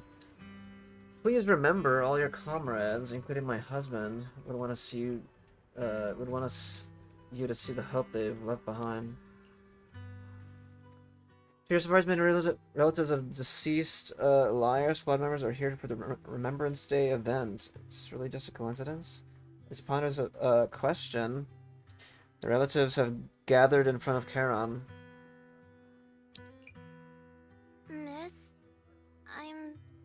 sorry for being mean to you before. Mom told me you were protecting Dad until the very last moment before you passed out. I shouldn't have said you Straight left up him was to like, you die. killed my father? Kinda, yeah. I'm really sorry. Zeta was really young when it happened, so she was too little to understand, and I haven't really talked about it. I hope she didn't upset you. No, she was right. If only I'd been strong enough to take down most of the ethereals. Maybe they wouldn't have ended up in that situation. Oh, that's not fair. The old capital was falling. No single person's strength could ever be the deciding factor in the face of a disaster like that. In spite of it all, you survived. If they were still here, I'm sure they'd see that as something to celebrate. I've always known the truth. I failed to protect them. A weakling like me survived, and the rest of them disappeared without a trace. This isn't solace. It's the worst possible outcome. That's something I can't face. I've never had the courage to tell you I couldn't protect your loved ones. All I can do is wander New Eridu, hoping to find some trace of them. Even after all this time, I still haven't accomplished anything. I'm sorry. You really don't know us at all. This isn't the worst possible outcome by any means. Styx, my husband, and all his comrades who lost their lives, each one of them left behind their own legacy. Just look all around you. Everyone standing before you is a legacy they protected that is carried on to this day. After my husband passed away, Zeta and I received survival benefits. Hey. And with all the odd jobs I've been doing, we've managed to get to where we are today. Styx always wanted our daughter to My study legs. art, and Zeta's interested in it too. Now, that dream has become a reality. She just got accepted into the art school in Janus Quarter. Mom and I have our tough days, but I often think of Dad's cheerful laughter, and that memory gives me the strength to keep pushing through. One day, it'll all pay off, just like it has now. Thank you for always being by my husband's side, even at the very end. Well, I suppose you must have heard about my condition from my son. Ethel, Kakaitis used to tell me about you. He often took leave or skipped work to earn extra money by part-timing, or to care for you when you were sick in bed. Yes, that's true, but I bet he never told you my illness became so bad that I needed major surgery, and he worked his tail off to raise the money. Who would have thought? He would pass before me. I used the benefits from his death for the surgery, and that's the only reason I'm here today. In a way, his passing allowed my life to continue. Every time I think about it, I feel like I need to keep my body healthy and live a few more years. The sights I see, I believe he can sense them from somewhere far away. When I was too weak to take care of him, it was you and your comrades who stayed by his side. Thank you for everything that you've done for him. As for me, well, I'm currently working as a fashion designer. A fashion designer? Is that because of Acheron? It is. I'm sure you remember how much she loved beautiful things. Acheron. She was always into fashion, so I decided to become part of that world. That way, she can always be with me. I admit I had no idea how fun fashion design could be until I actually gave it a shot. I wish I'd figured that out sooner. We would have had so much more to talk about. Anyway, I'm planning to start my own fashion brand next year. She used to say that after retiring from the army, she wanted to pursue fashion design. I really want to carry on her dream. It feels like my life's purpose. You know, she used to talk about you when she came home for the holidays. How your rivalry pushed her to keep improving. So, thank you. I'm proud of my sister. And I'm proud of you, too. Dang.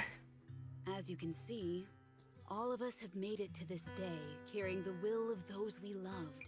So please don't say they left nothing behind.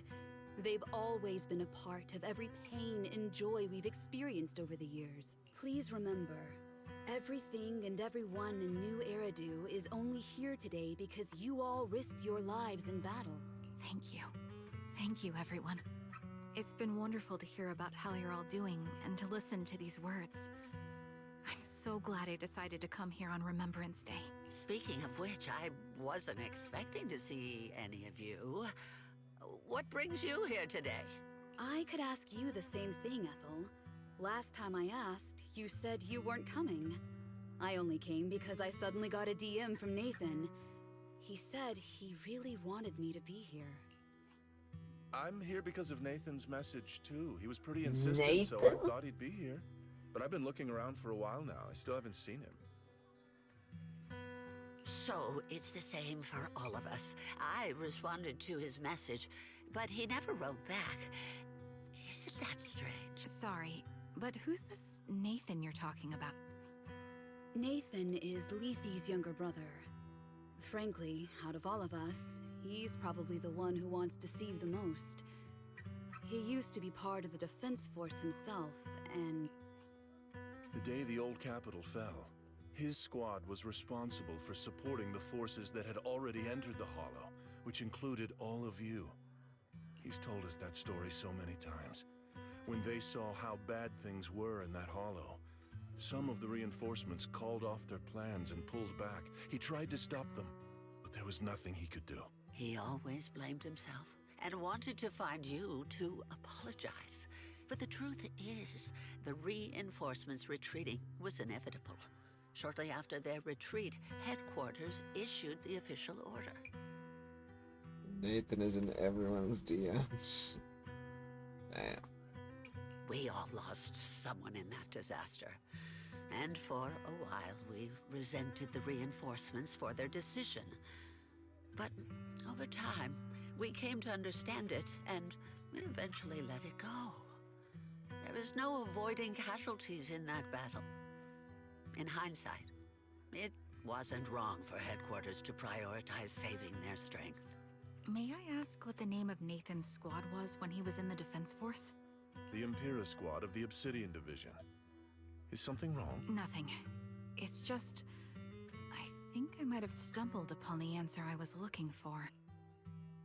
Before family members paid their respects and left, they continued touring on Remembrance Day. Charon stood there in a daze, seemingly having understood something. At that moment, a sound came from the open space in front of the outpost. It seemed someone had stepped onto the podium. The citizens all gathered in the podium, preparing to listen to this person's speech. According to the schedule for Remembrance Day, it should be time for a representative of retired Defense Force veteran to give a speech. It looks like the speech is about to begin. Feel a bit concerned, Proxy. Could we go over and listen to the speech for a moment? Okay. Is that Zoe on the podium? Is she here to speak for the soldiers? That seems fitting. She's got medals after all. But I don't see Jesse or Aaron anywhere. Didn't they come? Everyone please, quiet down. Zoe, of Nemesis Squad, a representative of the veterans, will now deliver the Remembrance Day speech. Hello, everyone.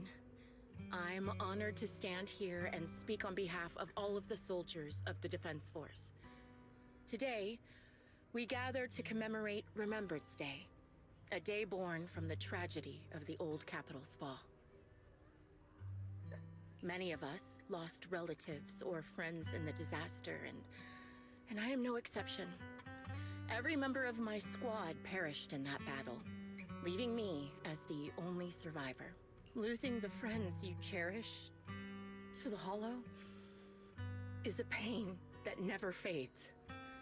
It's a sorrow that will stay with us, now and forever. However, to the families of the fallen soldiers, hold your heads high with pride for your loved ones who gave their lives. They fought to the very last moment when the old capital fell. Death isn't the end, nor dishonor. It is their eternal medal.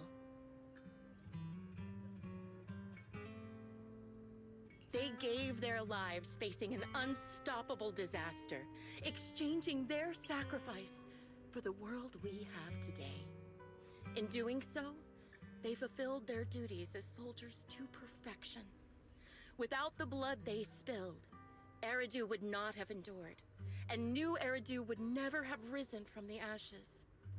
In honor of the wishes of the departed, look ahead, people of New Eridu. Our thoughts and remembrance of those who passed will be carried in every flicker of candlelight and in every bouquet of flowers. Zoe's speech is met with a wave of prolonged applause.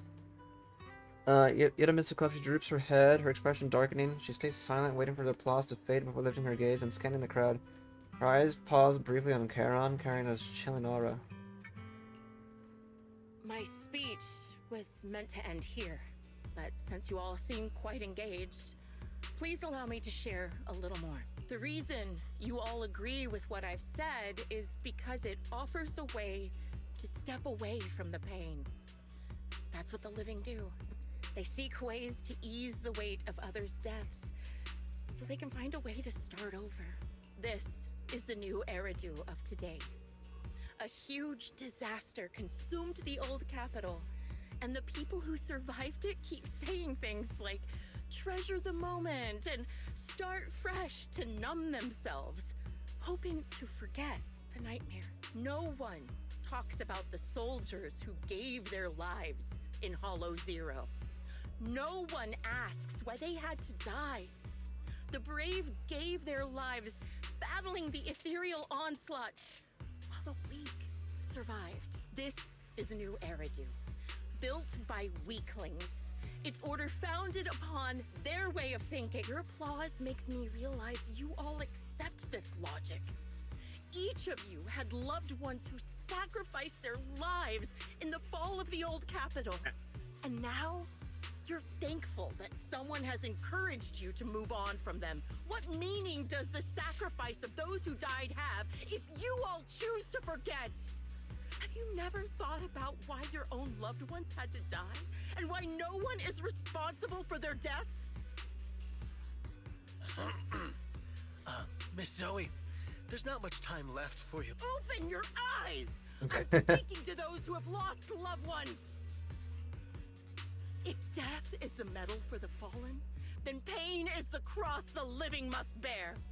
If you fear its weight and run from the suffering, the soldiers will never find peace in their eternal rest.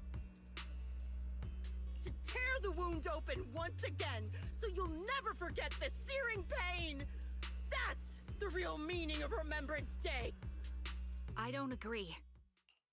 Charon, I didn't expect you to be here for Remembrance Day. How are things going with your search? Seems like you have something to say. You're the culprit. I actually don't know. Among the people standing here, there's a woman who raised her daughter with the survivor benefits left by her husband. Another who's been able to carry on with her life thanks to the final efforts of her child. And yet another who's found purpose because of the influence of his late sister. The will of the deceased lives on in every person here. The soldiers who died during the fall of the old capital fought for this. The future that their loved ones are making for themselves now. The old me might have agreed with what you said, but someone taught me that pain and hardship can lead to hope. They helped me see that hope could be inherited, not just destroyed when life fades. That's why I believe the departed didn't leave us wounded or with a heavy cross to bear, but with a melody. Each of us holds a harmonica that plays the melody of life. At first, it may sound awkward, but it will eventually flow smoothly, taking on our own style, until it merges with our soul. It's you. It's you. You seem quite certain about what you're saying. Tell me then, what kind of melody is left behind by those we've lost? I'm not sure. I can't picture the exact melody, but I trust the answer I've chosen. And I trust everything I've seen and heard. You. A vague and insubstantial answer, isn't it? I was right about you, Charon. From the moment we met, I knew we'd never really understand each other. I'm sorry you feel that way. Everyone, I apologize for taking up your time. My speech ends here. Please feel free to continue with your visit. Zoe exits the venue without sparing a single glance back, leaving the audience and the defense force in a state of confusion. Charon looks thoughtfully in the direction she disappeared. What do you think, Proxy? Something was definitely off about her just now. And the things she said? I'm starting to get a really bad feeling about this. You mean about her real identity, right? Looks like we're on the same page. Shielded by her identity as a decorated soldier, she seemed pretty confident that we wouldn't confront her directly on military ground, like at the outpost. She arrived so brazenly and left without a care. If I'm right about this, she'll be trying to contact us again in no time.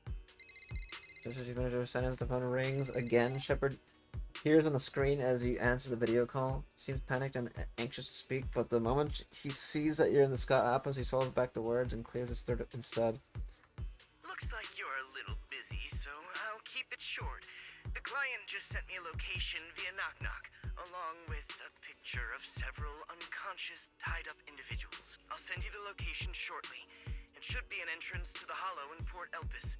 At this stage, I don't have any further requests. My only hope is that you'll proceed with caution. A location with a picture of the hostages. Looks like Grim Vulture is losing patience and wants to put an end to all this. Charon, what's your plan? With everything that's happened, no matter what you choose, I'll stay by your side till the very end. Carol doesn't answer right away. Instead, she takes out her harmonica and looks down at it as if she's trying to decide. In the end, she tucks her harmonica away. I've made up my mind. Proxy, please accept my official commission. Help me venture into the depths of the Hollow to rescue the client and any other hostages. It's time to put an end to this. It's up to me to stop Grim Vulture. Stop her from crushing everything in front of her with that heavy cross. Heavy is the cross. You leave the Remembrance Day event with Charon and return to the video store. She cleans her firearm multiple times and keeps adjusting her breathing. The showdown is about to begin. Proxy, thank you for accompanying me this far in the upcoming battle. Grim Vulture has likely already set up a stage filled with traps. We may need to brace ourselves for a tough fight. Do you have any strategy in mind, Charon? To be honest, there isn't a fully viable strategy. The opponent is a sniper and can keenly anticipate the timing and trajectory of each of my shots, dodging in advance. Entering the battlefield pre-prepared by such a formidable enemy alone, it's foreseeable that she will continuously occupy elevated sniper positions, relentlessly targeting us, while we will have very few opportunities to land a hit on her. Wouldn't that mean we'd be easy prey? Theoretically speaking, that's right. In a sniper duel, the one who fails to secure the best advantage point or exposes the position is always a loser, but I believe there's still a chance. In our previous fight, I could sense the pride and impatience of Grim Vulture as a sniper. I'm not sure where that impatience comes from, but that pride is definitely something we can turn against her. I believe she would never accept the idea of me surpassing her in sniping skills. If I can outmatch her at a critical moment, she will lose her composure. That'll be the only instant she exposes a weakness. Proxy, this is the strategy I've chosen. Grim Vulture may indeed be the superior sniper, but I will surpass her and make this strategy succeed. To win this battle despite the overwhelming disadvantage, please entrust your back to me, Proxy. I need you as my companion to support me. Entrust your back to me as well? You have to do the same then, Charon? Yes, I will. I'll protect you, so please please also provide me with your guidance. Okay.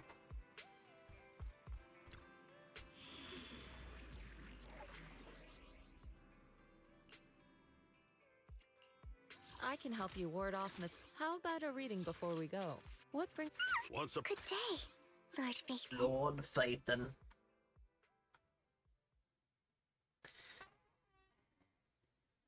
You are the culprit.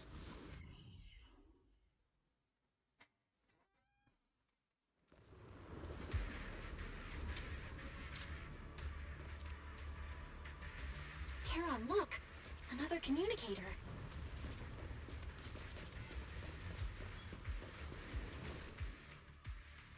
Another communicator. It's a bad habit for a sniper to be so talkative. Oh, really? I think it's rather good for my mental health to witness in real time how my target becomes desperate and gives up their struggle. Do you really still need to disguise your voice? I thought you didn't want to hide anymore, Zoe. You're right. Seems there's no need for secrecy anymore. I, Zoe, the sniper known as Grim Vulture of Nemesis Squad, send you my regards. Zoe. No. Grim Vulture. You, like me, were one of the advanced troops deployed to suppress Hollow Zero right after the fall of the old capital, right? Noct, Cartes, and Impera Squad.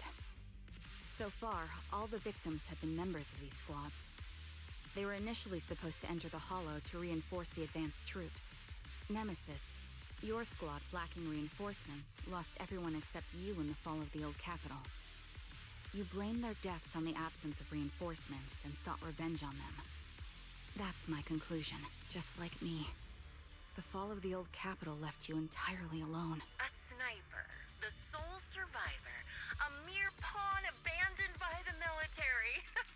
Don't you think we're very much alike? The Impera squad member, Nathan, the one you're searching for, he pleaded with me to let him go when I was about to kill him, saying he had to see you no matter what. That's how you caught my attention. I let him live to get all sorts of information on you. I was so curious about you that I even set a trap, disguising myself as a victim to get closer to you. It turned out we share the same story.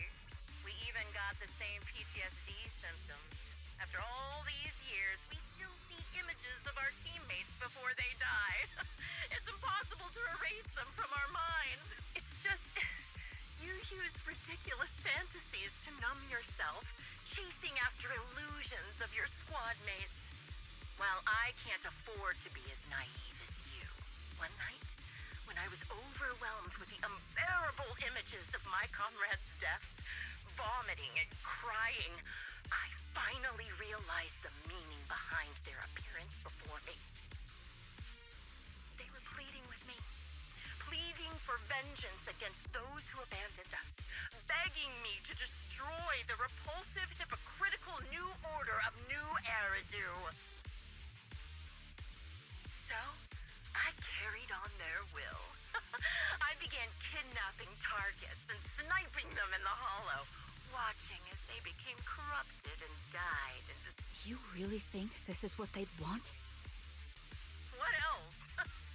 Would they want me to be like you, playing at a game of finding my missing squad mates, accepting their deaths when I'm done playing, and then forgiving the very enemy who killed them? What a noble and virtuous gesture. Forgive on behalf of fallen comrades, coexist with New Eridu's order, and live peacefully among cowards. It's precisely because He talks you a and lot. I are so similar that this hypocritical and cruel attitude makes it even harder for me to forgive you.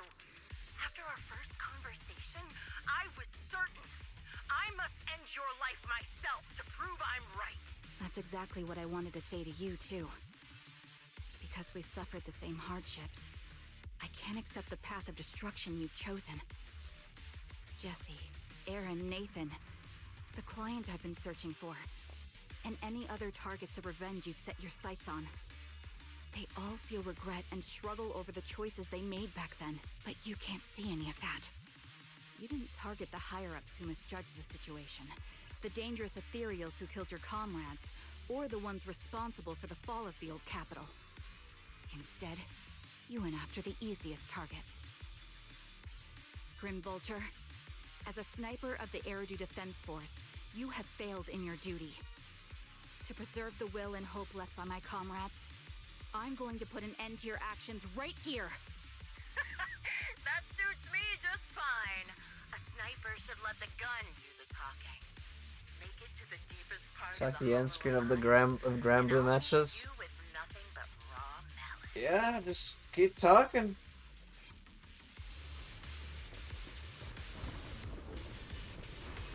Since you made it here, let me reward you with a few things you don't know. Noct, Cartus, Impera, and many other squads. Did you know the reinforcements that were meant to back us up ended up deciding to retreat? Relying on a show of hands to vote. Isn't that ridiculous? Our lives were discarded in such an absurd way, like a kindergarten election for class monitor. So, when I killed them, I employed the same method. I made the dozen or so people I captured vote on who I should kill first. You wouldn't believe how funny it was. Huh. Laugh! Why aren't you laughing? Jesse and Aaron, do you have them too? Or are they already? You still care about them? Or should I say, it looks like I haven't made enough left in your life if you still have the time to worry about them. Why not leave their fates hanging as unsolved mystery? Normally that's more suspenseful, right? The wind and rain are picking up. This extreme weather is perfect for sending you to your grave, don't you think? No one will hear your screams and cries as you die. By the time the rain stops,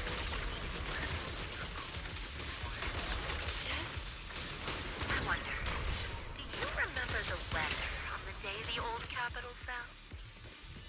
It wasn't heavy rain like now, but the sky was just dark. Leave it. Both your teammates and mine. They all perished in a place like this. Now that I think about it, I guess I'm actually too... You made it. That's part of the hollow. Ah! Such determination deserves praise! Now, time for the final showdown to agree to. Foolish is the only way to put it. What sniper would ever confront their enemy head on? I've prepared a little gift for you. Still, clear deck. I made it dangerous Imperial by abducting and corrupting a high-ranking officer. It wasn't easy luring it here. You can play with it for a while. And I'll watch you from above.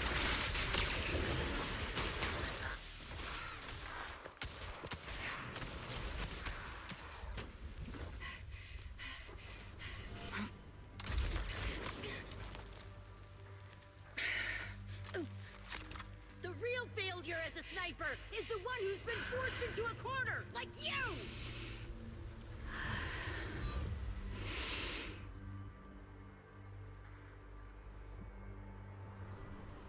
The wind. It's shifting. Curve the bullet. I won't fall for your distractions so easily. Oh. I will surpass you with That was my pretty own cool. melody of victory. Shit right in the head. Just kidding. And let the wind be the opening notes.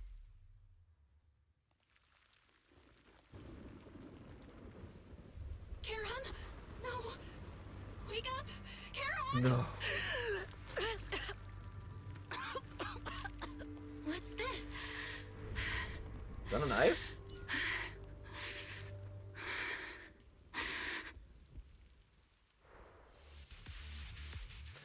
What is this bar of text? After the gunshot, the hollow falls silent once more, leaving only the countless biting raindrops attempting over and over to wash away the scent of blood that oozed from the wounds of the defeated. Olin fell time and time again.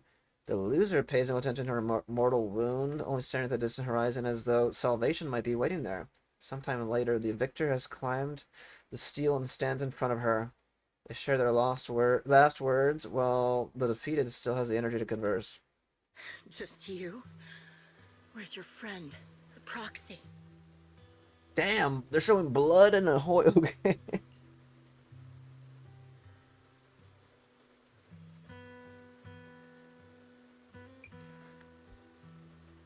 um. The proxy went to rescue the hostages. I want to speak with you alone. A sniper should always monitor the changes to their surroundings, factoring the environment into their tactics. Being blinded by the intent to kill and failing to take this into account was your downfall. Didn't expect to be lectured by a youngster. What a disgrace. When my view was blocked, I realized you'd used the visual blind spot to reposition. So I adjusted my aim accordingly. But I still couldn't hit you. Let's say another serious. They've been putting more blood in the cutscenes now, or like in the game, yeah, or at least in this one. I don't think I've ever seen blood. I mean, at least from what I remember in HSR and Genshin. Your prediction and accuracy were spot on. I was just saved once again by this. By both this harmonica, and by my former comrades. Are you trying to say that this is destiny? That it's the will of your companions guarding you? I lost to the wave of ethereals, to the military's betrayal. And now I lose to your reckless actions, driven by some ridiculous fantasy. Your fantasy, your attitude, your very existence, and the outcome of this battle. They are the greatest denial and insult to my revenge. Yet you're emitting a much calmer ether energy now. Almost as if you found relief. My vision is fading. I can't see my comrades on the brink of death anymore. My wounds are fatal, but I don't feel any pain. Relief. It's not such a bad thing.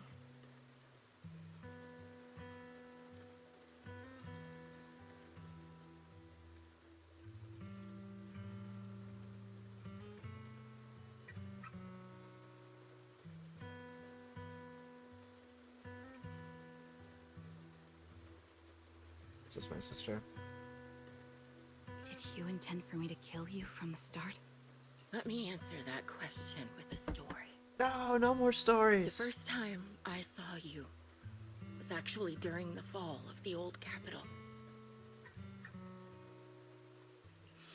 My comrades were all dead, and the reinforcements the higher-ups promised before the mission never came. I can't even remember how long the fight went on. Ultimately, I had no choice but to retreat, failing to bring back my squad mates' bodies. I made my way through one battle line after another. The advanced troops were nearly wiped out. But when I reached a certain front, a small squad of survivors called out to me. Few people can still stand after such severe corruption and injury, but all 5 of them were still fighting. They were protecting a girl who had lost her sight and fallen unconscious while searching for a way out of the hollow. They told me they were beyond saving, and if I planned to retreat, I must take the girl with me. I couldn't turn down the last request of a group of heroic soldiers about to die in battle.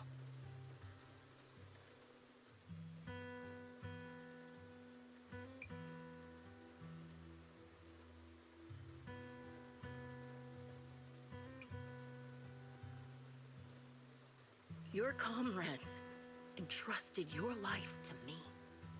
I was the one who brought you out of the hollow. You already know what happened afterward.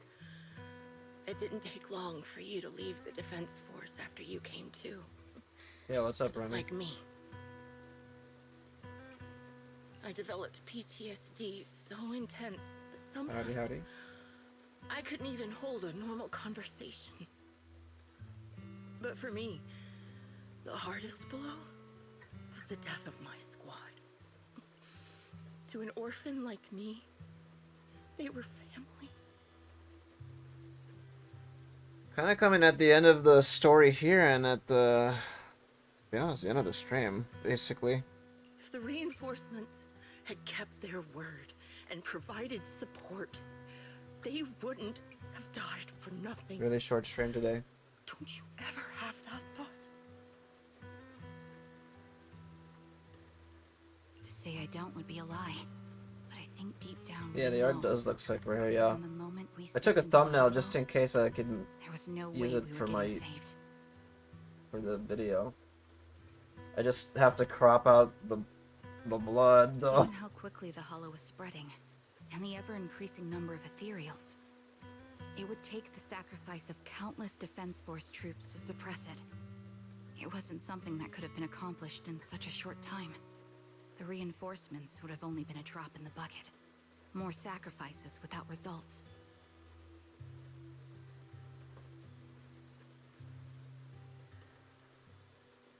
Canceling the reinforcements, sending the advanced troops to rescue What as you been many up to, man? civilians as possible to minimize casualties.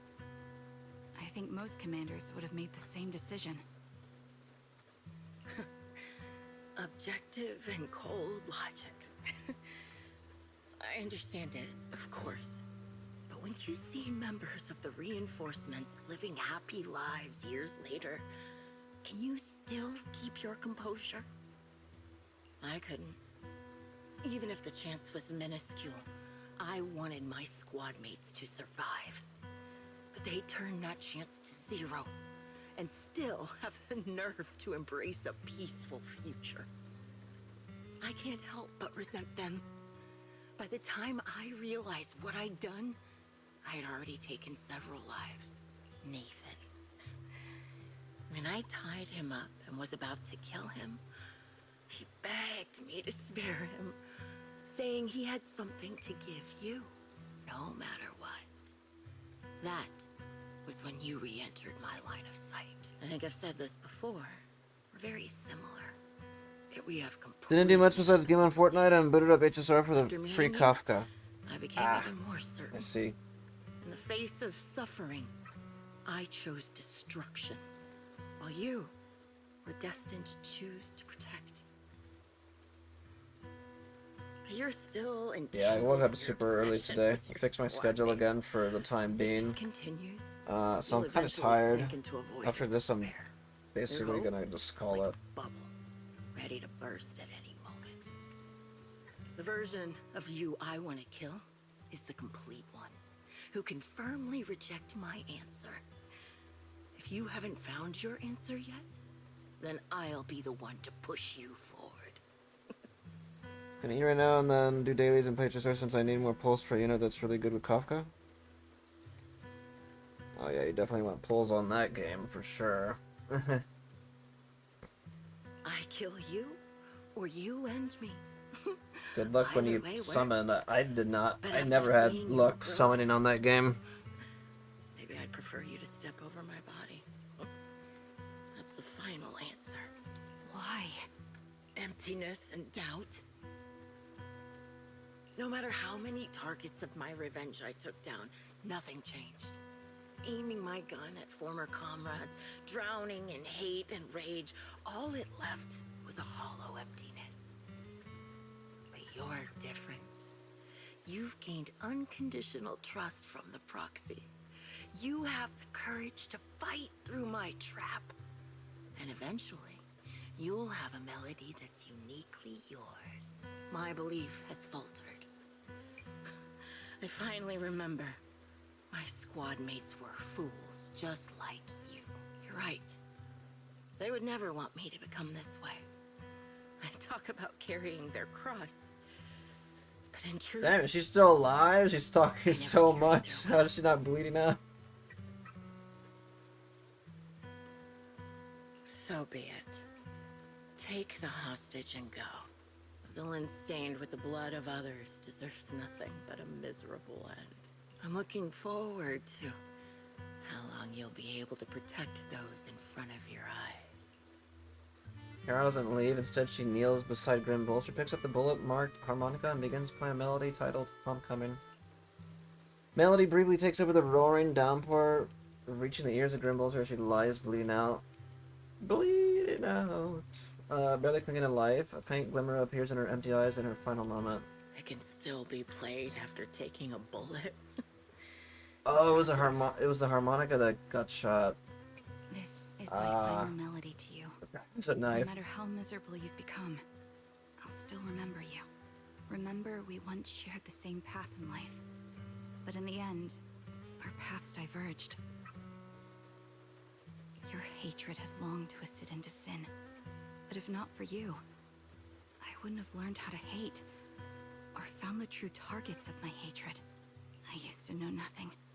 My teammates served as my teachers and taught me so much. And I think you must be my final teacher. You taught me, in the most intense way, what hatred truly means. Really? So you found someone you want revenge against, too. That's good. It's not good. Just kidding. Melody of Homecoming plays on as the girl endures the agony of her ocular rejection. Struggling to make the harmonica's notes rise above the sound of the rain. As the last note fades, amidst the relentless downpour, the defeated one takes her final breath.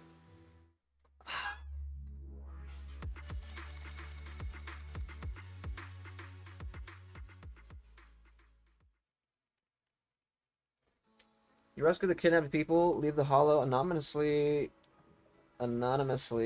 report things to the public security, and update the shepherd. Update Shepard on the situation. The series of tasks that need to be done after such an intense battle leaves you dizzy. After requesting to meet the client with Shepard, receive his message calling you to Port Elpis. Toxic, we've arrived at the fort. According to Shepard, he, the client, and the rescued Jesse and Aaron should all be here. Let's go talk to them. Damn, I thought the client was actually Zoe. Or Aaron, why do you seem... Is something bothering you? Oh, Proxy, you noticed. Even though we defeated Grim Vulture, I still can't seem to let it go. Just as I thought when the wind changed and the falling banner blocked her vision, she could have retreated, waited for her sight to clear, and then resumed sniping. If she had done that, I would have had no chance of winning. But her pride wouldn't allow her to take an action that implicitly admitted her tactics were inferior. She still chose to engage in a shootout with me despite the blind spot. Doesn't this just prove your strategy was successful? But after realizing that she actually wanted to die, I started to wonder, was my course of actions something she deliberately led me into? I would find a way to break her trap and create an opportunity for a reversal, and she was waiting for that moment, ready to test whether I had truly surpassed her through a direct confrontation. I believe that was her intention. Things must have been very complicated. Proxy, you told me that Grim Vulture once appeared here at the port, standing by the trash can on the wooden pier, gazing at the sea. What was she thinking back then, I wonder? Sorry, I was just talking to myself. Let's go meet the client together, and he's still alive and hasn't become another of Grim Vulture's victims. Suppose that's the best news we could have. Although I already understand that the client's true identity is not my teammate, it may not bring the hope I've longed for. I still want to face him. Alright, let's go.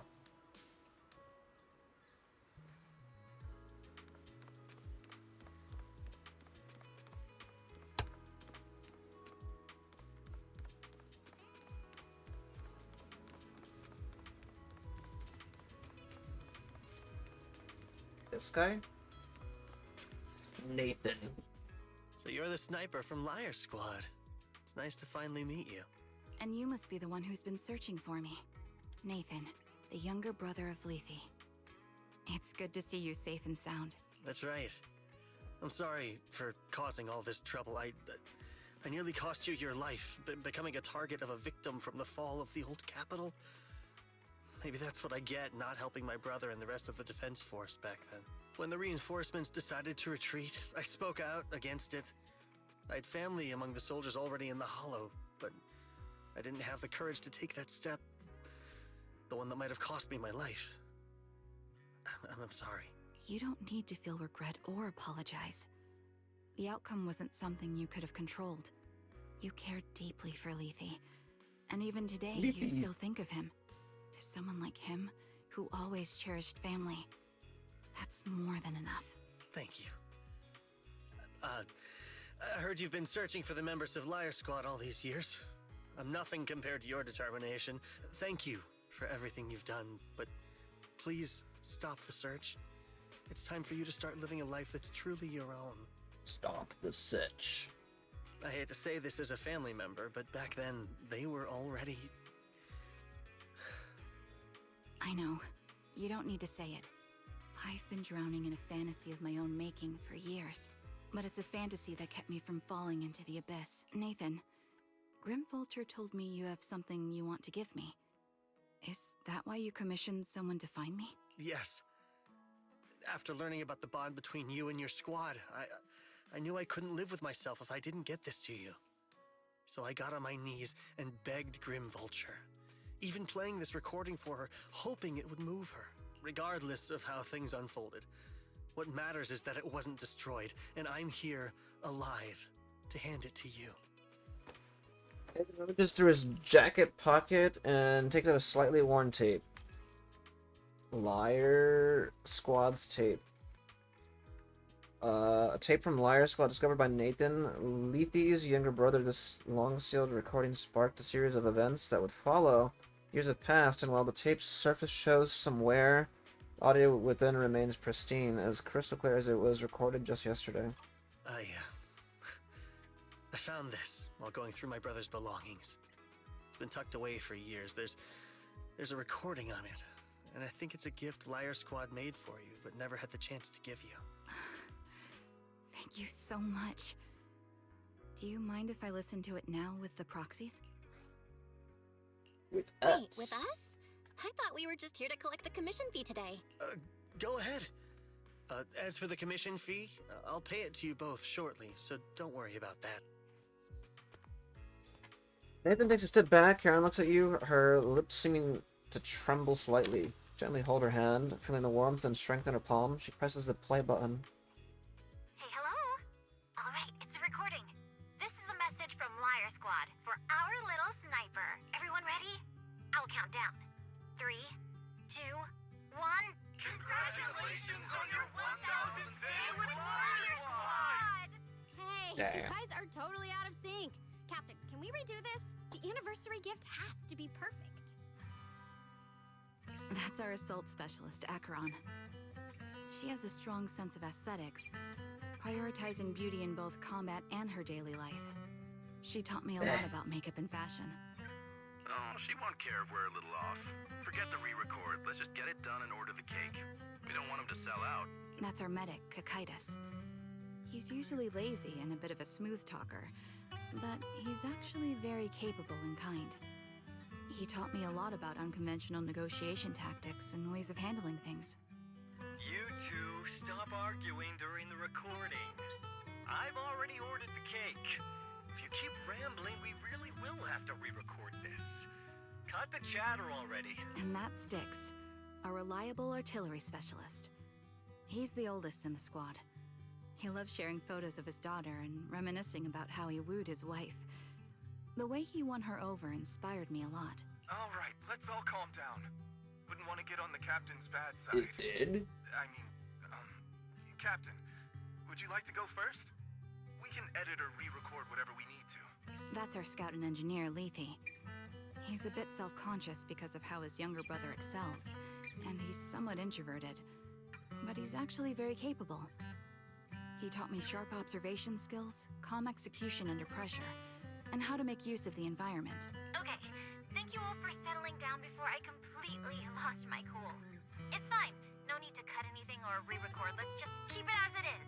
Loud and messy, just like our Liar Squad. That's our captain, who took me in and taught me how to play the harmonica. And the real Charon. I'll make sure to explain properly to you later, Proxy. As you've heard, this recording is a little gift from the five of us. How time flies. When I brought you into the squad about 2.5 years ago, you were just a shy kid who blushed whenever you talked to someone. Over these 1,000 days, you've really worked hard to keep pace with our fighting rhythm. You've done incredibly well. In the last mission, your successful sniper kill of that high-risk ethereal really helped Acheron a lot. I hate to say it, but yeah, I went too far in last time. Thanks for getting me out of that mess. Just this once, I'll admit, your moves were more elegant in that fight. And not just that fight. Ever since you became a quicker shot and learned to adjust for wind speeds on the fly, we've been taking fewer and fewer hits. Makes my job way easier. So, cheers. You often worry about not doing enough. Litty. But in these 2.5 years, you've absorbed everything I know about stealth, reconnaissance, and tactical countermeasures. Trust me, you'll become an incredibly skilled sniper. Having you covering us from the rear makes every fight feel safer. But you still have a lot to learn about socializing and romance. When peace finally comes to Eridu, leave us and live your own life. Where did that come from? She's not leaving us. Kafka. Even if she retires, she'll move into my house and I'll spoil her with loads of beautiful clothes. We can talk about living alone in 10 or 20 years. Sorry, I got carried away. Anyway, you're talented and hardworking. Over these 1,000 days, you've opened your heart to us and even encouraged us in return. Having you as a comrade is a blessing for all You're 5 Leafy. of us. Yeah, I can see that. But I have to say one thing. You're always so sensitive and kind. Every time you see us get hurt, you look like you're about to break. Has our squad motto, having each other's backs, become too much of a burden for you? I get how you feel. When your squad mates trust you with their backs, your first instinct is to protect them, right? But that's not the way it should be. No one can shoulder everything alone. Don't try to carry everything on your own. Choosing to fight on the battlefield is my resolve. Feel it. Share yours with me. And when it's your turn to watch my back, I'll give my all to honor it too. As long as you fight with all your strength, there's no such thing as failing to protect something. Because your will and our will is preserved and carried on in other ways. But don't let that weigh on you. Try to trust in us, just like we trust in you, no matter what. I've struggled with that No kind of thinking matter myself, what. but I eventually made my way through it. All this talk of camaraderie, of keeping each other safe. It's like a harmonica melody scoring our time together. Even when things change, our tune will go on, and that's enough. Exactly. Honestly, I'm sometimes terrified. Afraid that someday, you'll blame yourself for failing to protect us and fall apart. That's why I wanted to record this message. Please, don't try to bear everything alone. Maybe you can start relying on us more, fully entrusting your vulnerable side to us. Our will has long been intertwined with yours. We're comrades. This is getting way too sentimental. It doesn't feel like me anymore. Anyway, we just want to see you trusting your comrades enough to share your burdens, even if it isn't us. Finally, we'd like to give you the song that's closest to us. If what we've said is hard to understand, just feel it through the music. Please, enjoy my masterpiece, Homecoming. The old cassette plays a familiar tune. It sounds crisp and clear as though it were recorded just yesterday. When the music fades, the tape goes silent. It turns to the woman who calls herself Charon as she desperately wipes away uncontrollable tears. Harbor wind ruffles her hair, and then at last she lifts her head. Proxy, do you remember? I was once terrified of seeing the look on their faces. Yes. Can you see them clearly now? Yes. Crystal clear. As if I've returned to the exact moment of parting. No.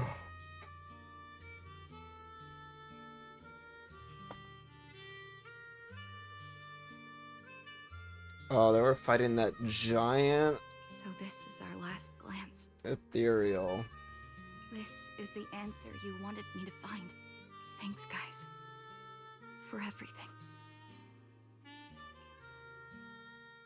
After meeting with Nathan, you spent a long time with Charon at Port Elpis, letting the sea breeze wash over you. You don't say a word because you both know it'll soon be time to part ways. As temperature begins to cool, you head back to the 6th Street with her. Proxies. Back No. to school. Lies. Back Belle. home. I've troubled you two a lot these days with my personal affairs. Words can't describe what you've done for me. It's no trouble at all. To be honest, Belle and I have been a bit lost lately because of some personal matters. But meeting you has felt somehow comforting. Don't you think, Belle? We learn a lot from you too. Our wills are aligned. Exactly. We got something out of the experiences we shared. At the very least, it's brought us clarity. I guess our wills have always been aligned, haven't they? Yeah. When I was trapped in self-doubt, unable to get out, I'm glad you were there with me. You're right. We've already entrusted our backs to each other as comrades. And because of that, because we are comrades, please, hear me out. Maybe you've already noticed.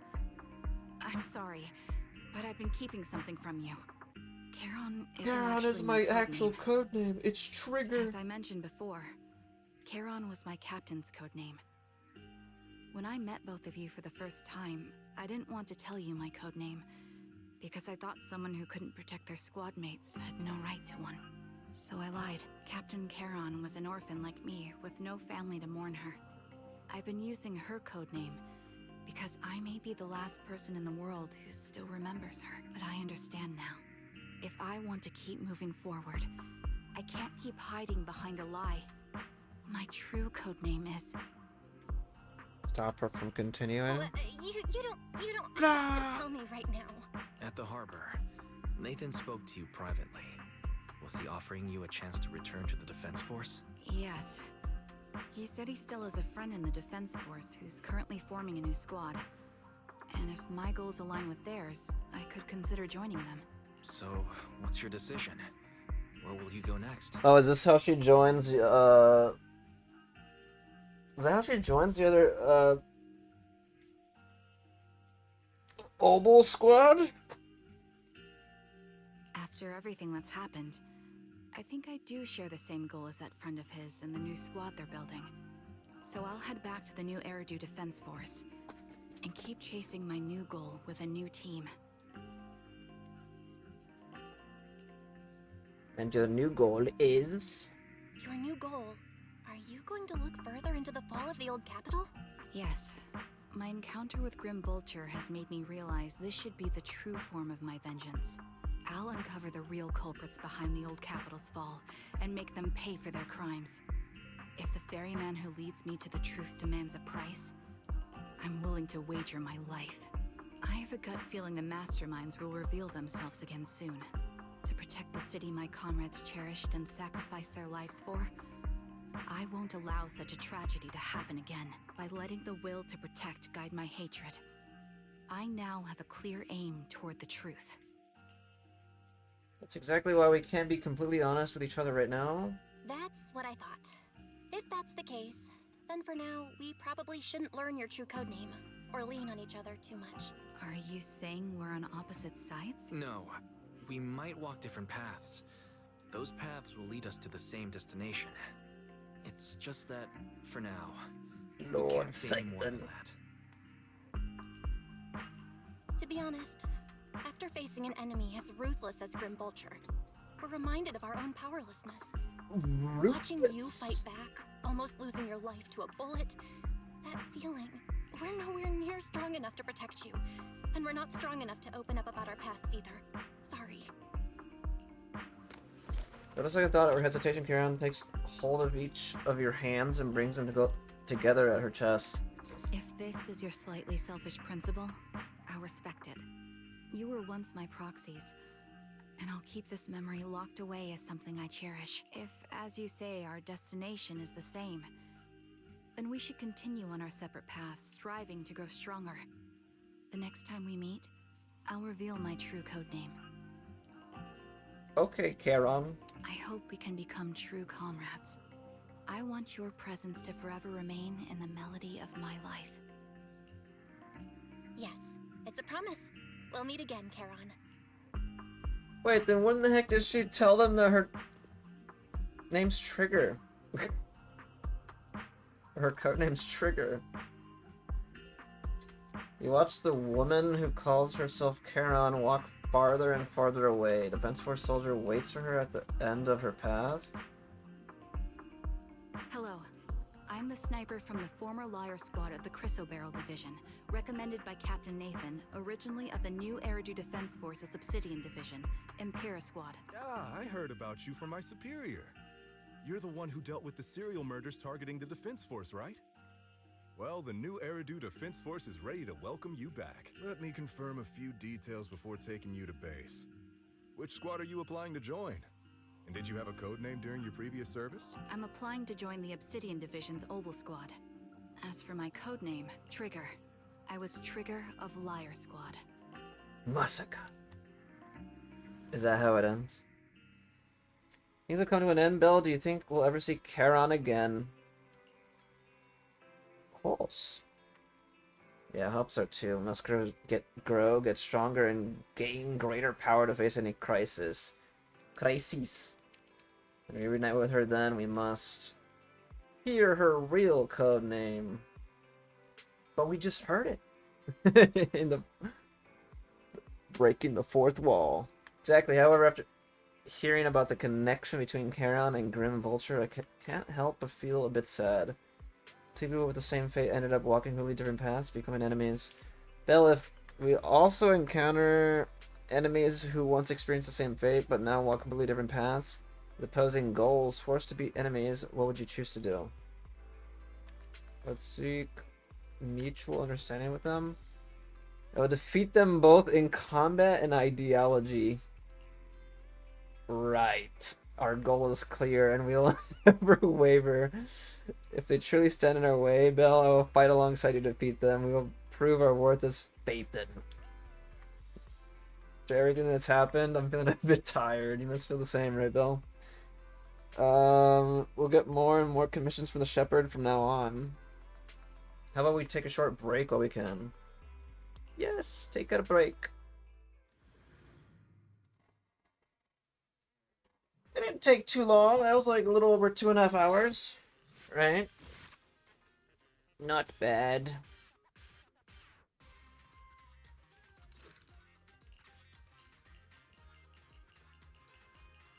A lot of dialogue on this one, though.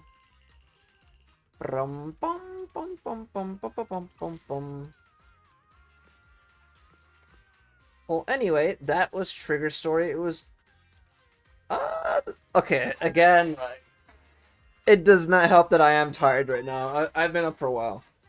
But I think if I wasn't, I'd be obviously more awake, and I blanked out a lot. Like, especially during like the long dialogue sessions. There's a lot of them. I actually just like blanked out multiple times. So, but I get the gist of what happened and everything. Obviously, because I played it. But I think it wasn't terrible. It was okay. I'd give it like a...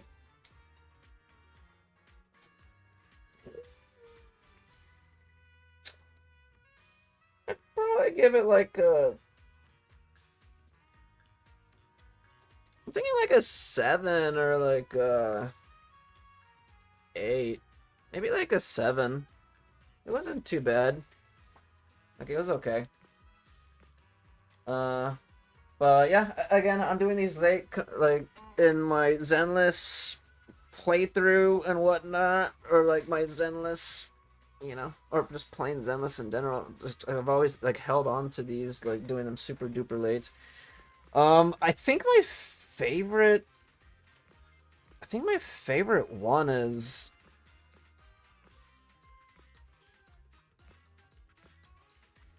I think my favorite agent story was actually Soldier. Uh, dude, I always forget her number. Is it Soldier 11, right? I literally have to just double check that I'm just not going crazy. Yes, Soldier 11, and actually Ambies. Silver Ambies was like those were like my two favorite for agent stories. We still have 3 more to go do for the upcoming like for next time and whatnot. We got to do Jufufu. I'm excited for Seeds. And Lucia should be interesting too. I think Jufufu should be pretty good too, to be honest. I'm actually excited for hers too. Like, I remember seeing her trailer. Her trailer was pretty interesting, like, and whatnot. But anyway, that is gonna do it for this. I was gonna say this episode. For this video, this was Trigger's Age and Story. Again, 3 more to go.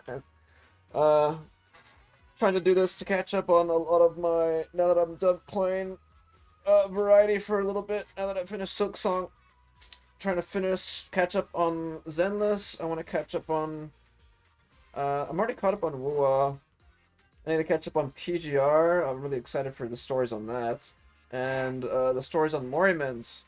I need to actually make a Morimans playlist on the YouTube because I want to start covering that game too. Since I'm actually, I really, really enjoy that game. But yeah, that is going to do it for this one. Until the next one.